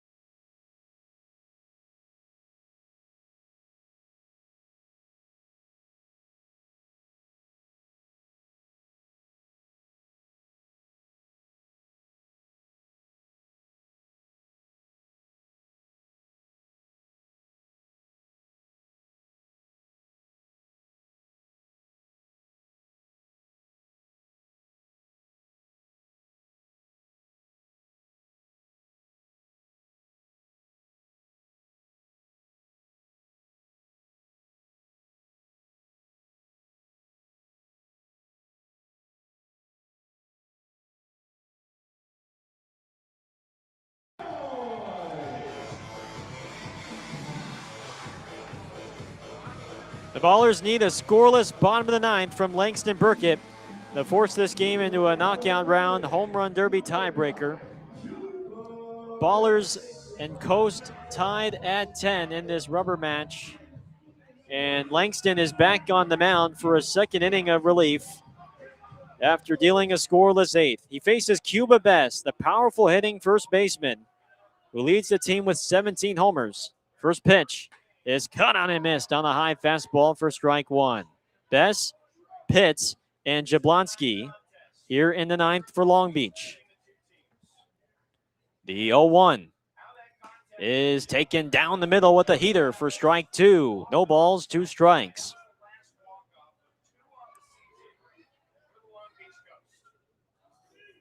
Burkett winds the 0-2. Bess fouls it away off to the left. Count remains 0-2 on Bess, who is tied for 3rd in the league in runs batted in, tied for 5th in home runs. He's trying to end it with 1 swing of the bat. The 0-2 is lined to the second baseman, Santos, who jumps up and makes the catch for the first out.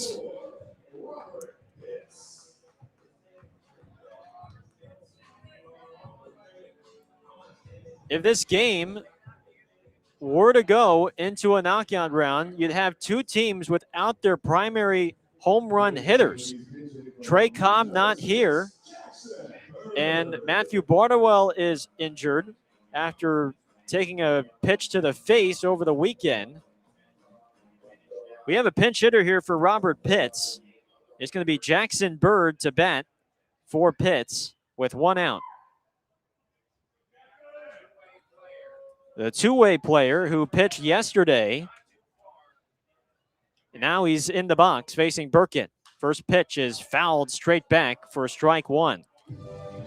So who would Oakland turn to in their first knockout round game without Trey Cobb?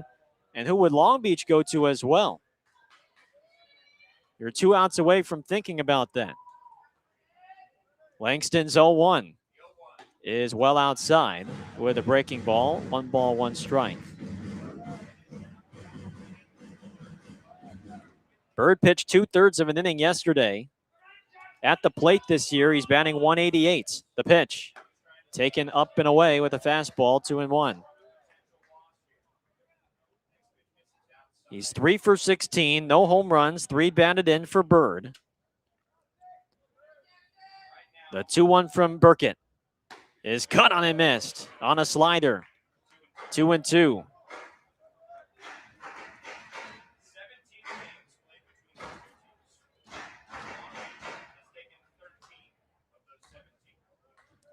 We are approaching the 3 hour and 40-minute mark here in Long Beach. Langston letting the pitch clock wind down. 5 seconds. 4, 3, 2, 1. Now he goes. And the fastball's outside. 3-2. Sometimes he'll do that. He'll let that pitch clock wind all the way down to a second before delivering the pitch. Jablonski's on deck. Payoff pitch is on the outside. Got him looking. Another beautiful fastball on the outside corner for strike 3. 2 down in the 9th for Jablonski.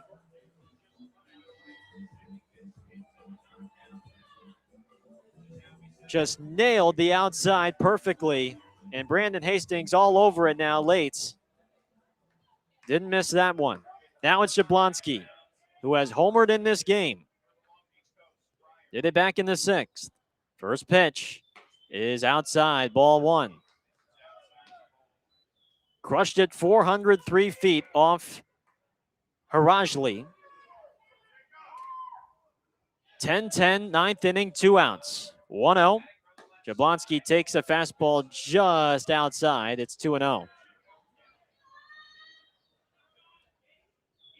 You could pitch around him if you don't want to challenge him to face then Pappas. 2-0.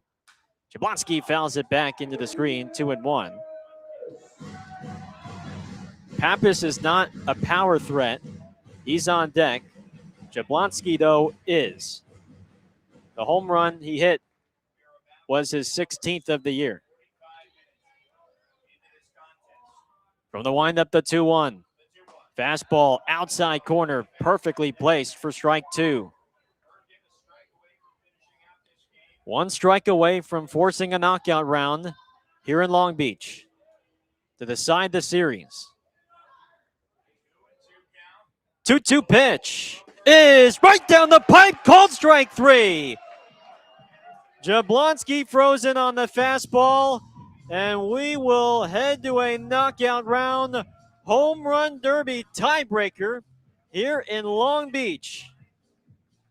10-10 after 9 innings, and we will tell you the format. We will tell you who's hitting for both teams when we come back here on Ballers Radio.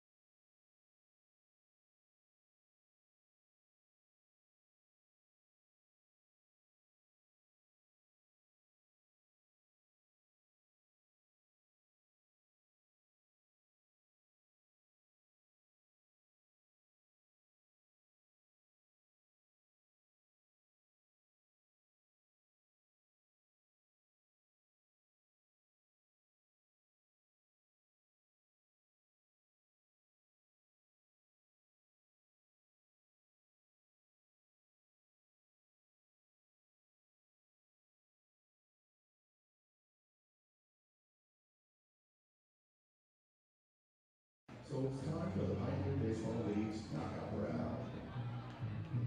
For a 5th time this season, the Ballers will decide a game via the knockout round home run derby tiebreaker.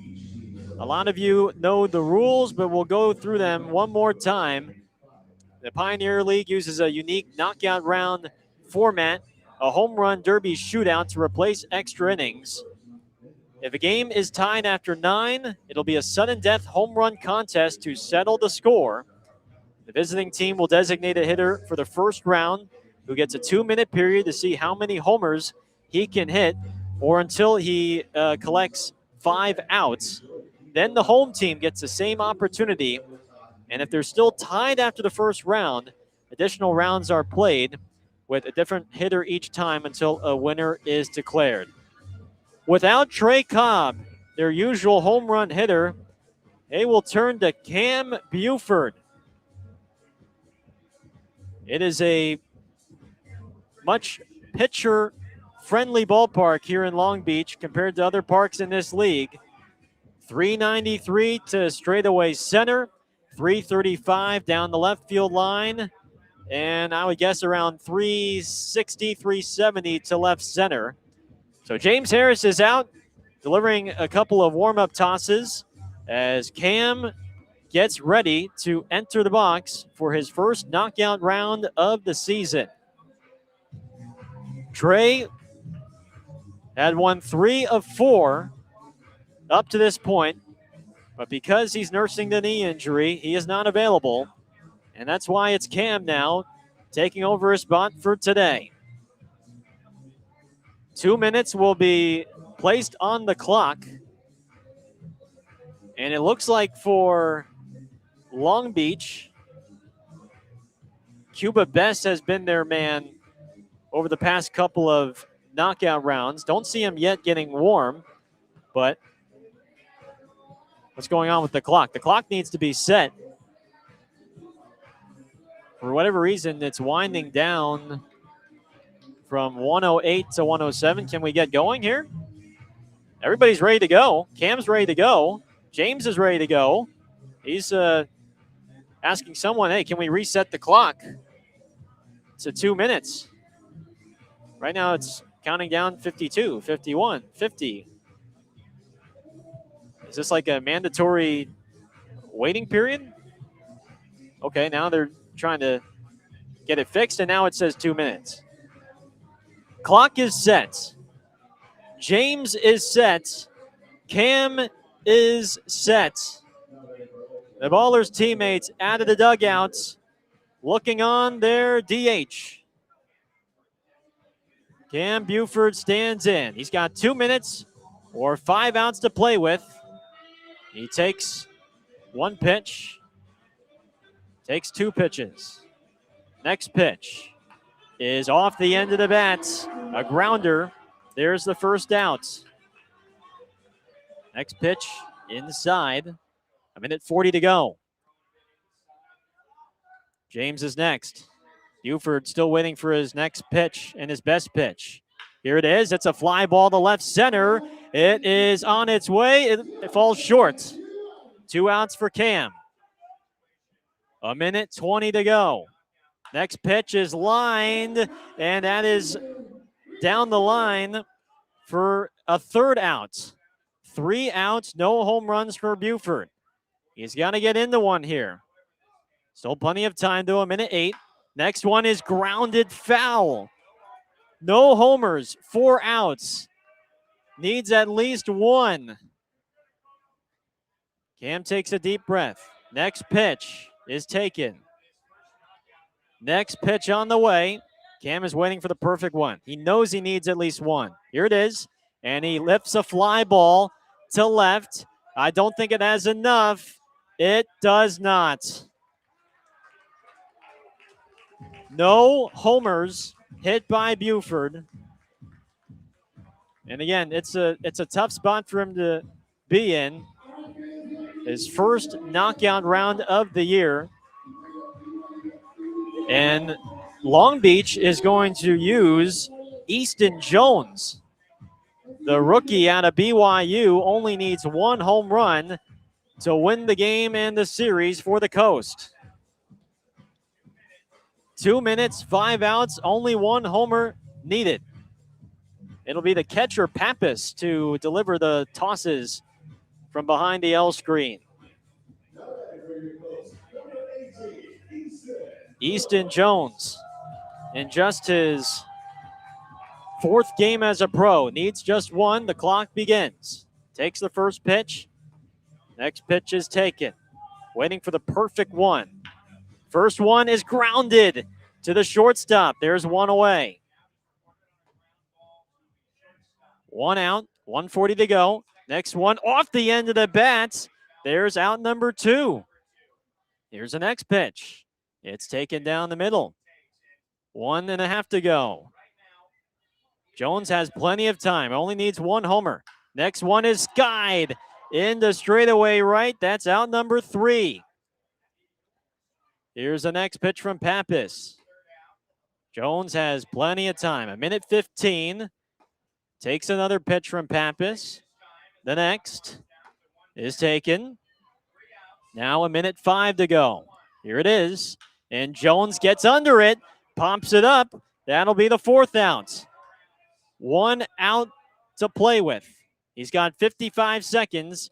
Needs only one home run. Next pitch is taken. 50 seconds. Pitch is inside. 45 seconds. Here it is. He fouls it, and we will play on. So both hitters, Buford for Oakland and Jones for Long Beach, failed a homer. And who will be used next for Oakland? It can't be Cam. Aaron Miles is looking at who he's got left. Who does he want to use? It's going to be Jeter Ibarra. The Pioneer League's home run leader will get his first shot at the knockout round. No home runs have been hit by both teams. We go to a second round. This is the first time, by the way, that a second round has been used or has been needed in a knockout round.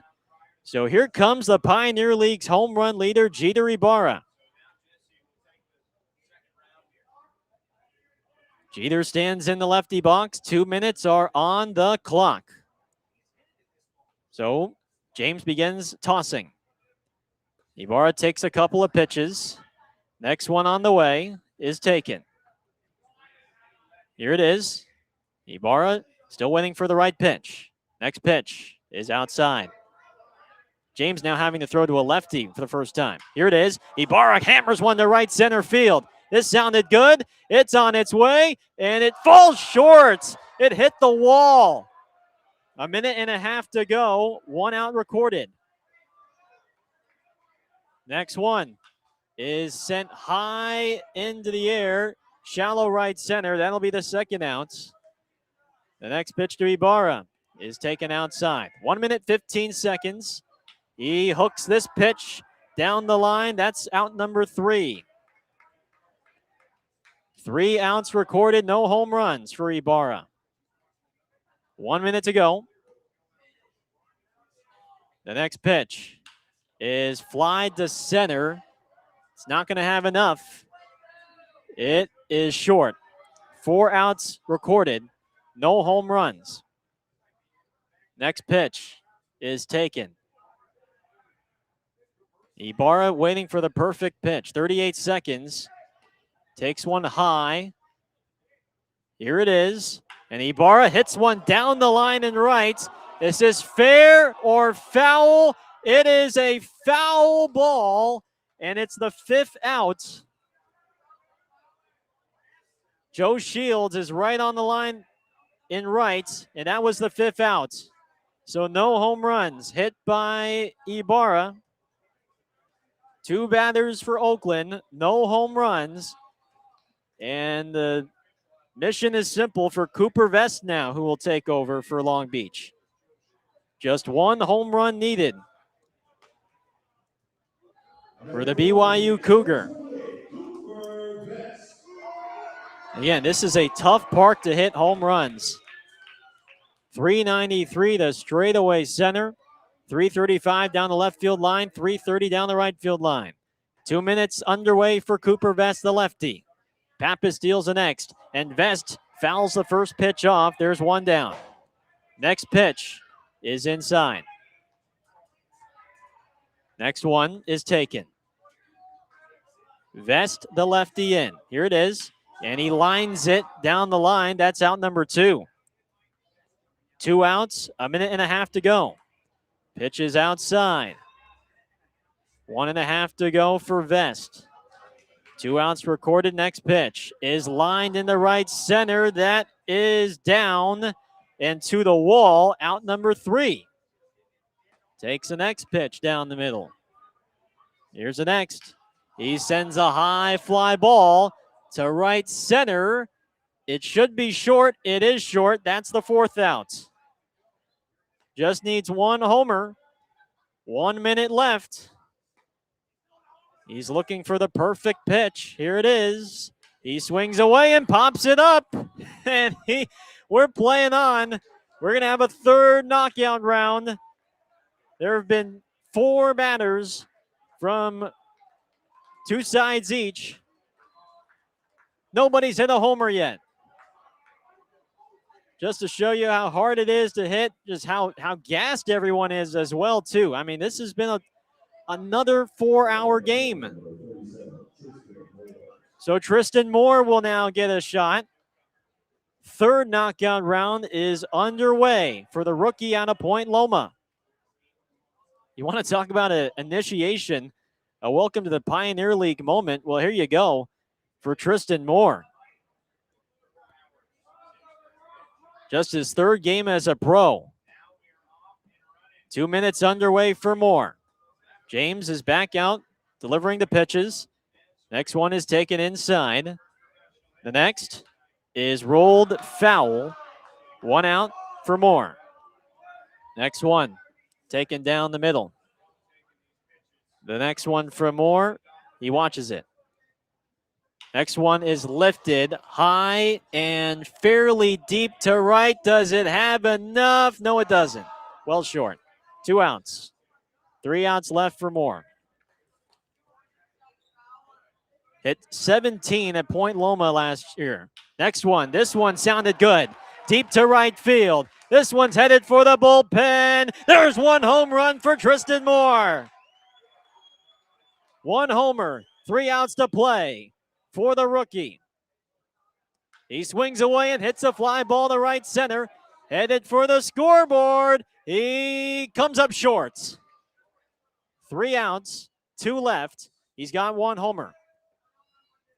Boy, if he could get 1 more, give yourself 2 before the next Long Beach bet. Next one is popped up. That's the 4th out.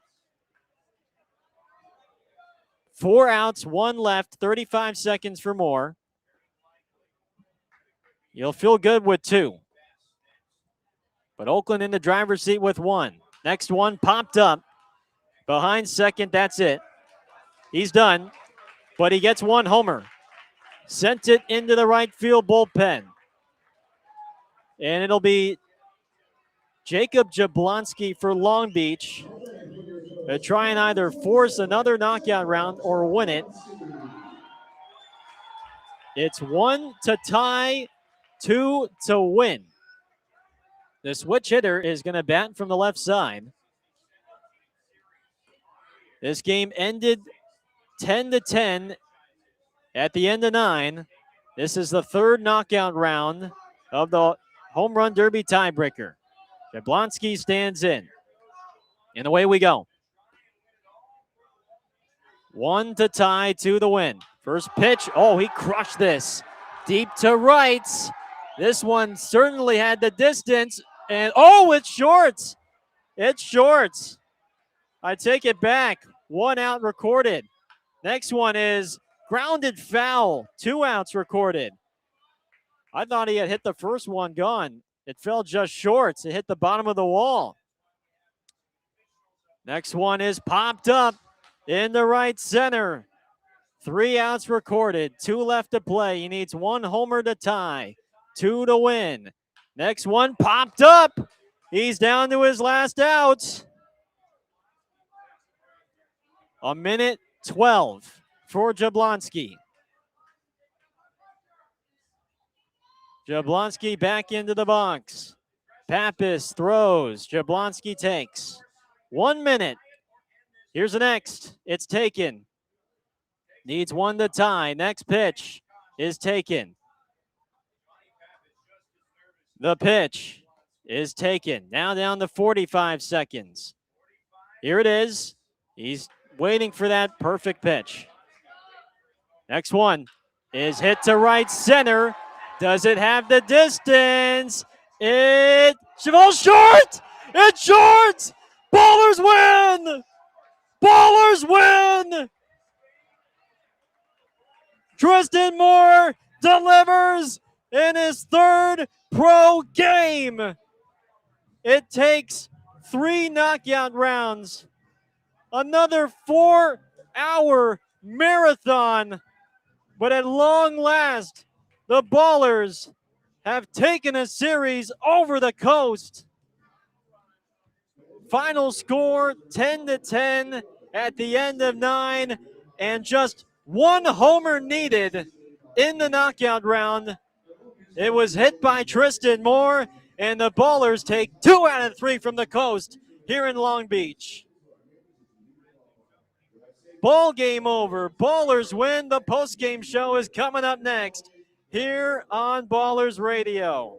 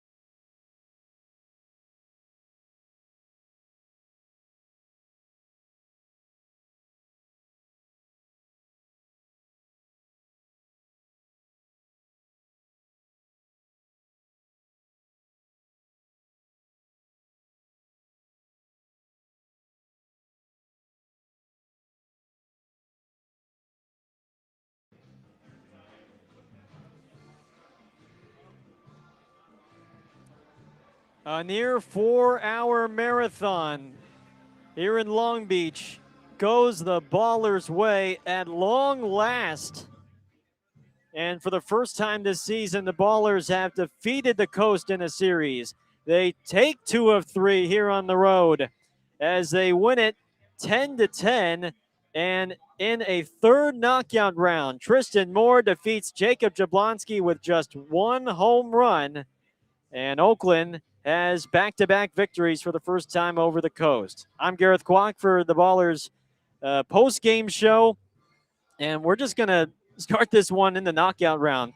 What a dogfight in this game. 10 runs, 14 hits, 13 men left on base for Oakland. 10 runs, 10 hits, 4 errors, 15 left on base for Long Beach. There were 5 lead changes in this ball game. Both teams going to their pen relatively early. what a valiant effort from the Ballers bullpen after Aiden Rissy only went an inning and 2/3. 6 relievers combined for 7 1/3 innings of 2-run baseball. Just a terrific job. Tyler Bates, Brock Mayer, Ahmad Harajli, 7 1/3 innings of 4-run ball, which is still pretty good for the Pioneer League. But between Tyler Bates, Brock Mayer, Ahmad Harajli, Jake Villar, Brady Chavez, and Langston Burkett, it sent this game into a knockout round for the 5th time this year. And who would Oakland turn to without Trey Cobb, their guy, in this situation? They would call on Cam Buford first to lead off. He did not homer in the 2 minutes granted. 5 outs recorded. Long Beach would send the rookie Easton Jones to the plate. He did not homer in 2 minutes, and he recorded 5 outs. So that meant who would come up next? Jeter Ibarra, the Pioneer League's home run leader. That seems like a logical choice. He came in. He recorded 5 outs in less than 2 minutes. So another chance for Long Beach to win it with just 1 home run. They sent Cooper Vest, the DH. He failed to homer in 2 minutes. 5 outs recorded. A third knockout round was would be the case. And Aaron Miles looked at who was available, and he said, "Hey, Rook, Tristan, get in there. See if you can hit a homer." And Tristan Moore did on his third swing, sending a fly ball into the right field bullpen for the only homer hit in this knockout round tiebreaker. He hit 1 in 6 swings, so that meant Jacob Jablonski needed just 1 to tie and 2 to win.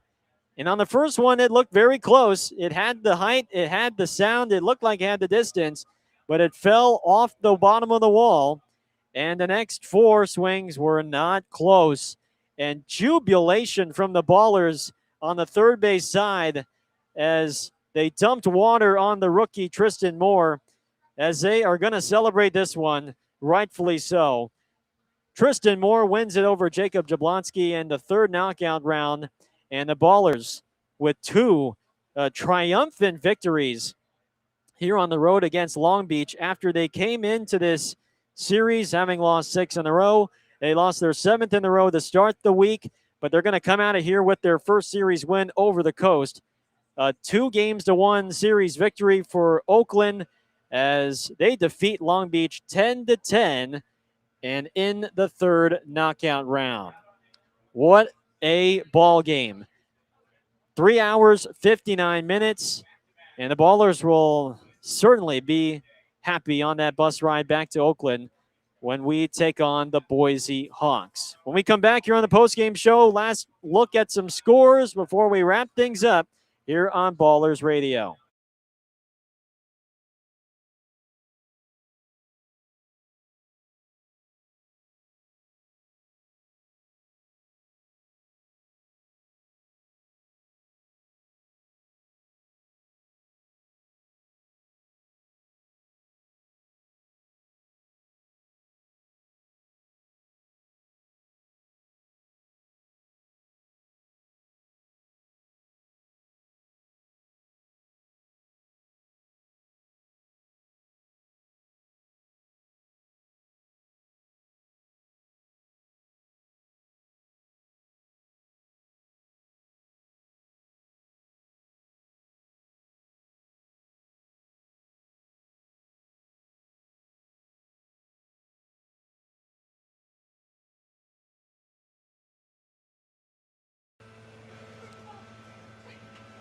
Back here in Long Beach as the Ballers defeat the Coast 10-10. And in the third knockout round, Tristan Moore's 1 home run, enough to defeat Jacob Jablonski's 0 homers. And the Ballers win the series 2-1 over the Coast. One last look at some Pioneer League scores. Ogden defeats Great Falls 14-8. Billings blows out Glacier 11-1. Missoula outlasts Idaho Falls 19-14. Boise is ahead 10-7 on Yuba Sutter in the bottom of the 9th. And last but not least, Modesto, they remain undefeated. They are now 9-0 as they blow out Red Pocket 13-1. All right, let's take a look at our matchup for tomorrow, our series preview as we head back home. We're going to get home very early tomorrow morning, but it's going to be at least a pretty nice bus ride, a happy bus ride, as the Ballers will host the Boise Hawks. It'll be their one and only series meeting this season for 3 games, tomorrow, Saturday, and Sunday. A 6:35 first pitch from Ramondi Park, and we certainly hope to see you at the Yard. But if you can't make it in person, we'll have the call at around 6:15, 6:20. You'll hear from me and Tyler Peterson back at Ramondi Park as part of our free broadcast Fridays on our YouTube channel and, as always, on the Home Team Network. 6:35 first pitch. Your Ballers host the Boise Hawks for 3 with the pregame show beginning at 6:15. It's going to do things for us here from Long Beach tonight. For Tyler Peterson, I'm Gareth Kwok saying so long. What a thriller. What a win. Final score, Ballers and Coast tied at 10 at the end of 9 innings. And Tristan Moore wins it in the knockout round with 1 home run over Jacob Jablonski's 0. Enjoy the rest of your Thursday night. We'll see you all tomorrow. Until then, so long, everyone.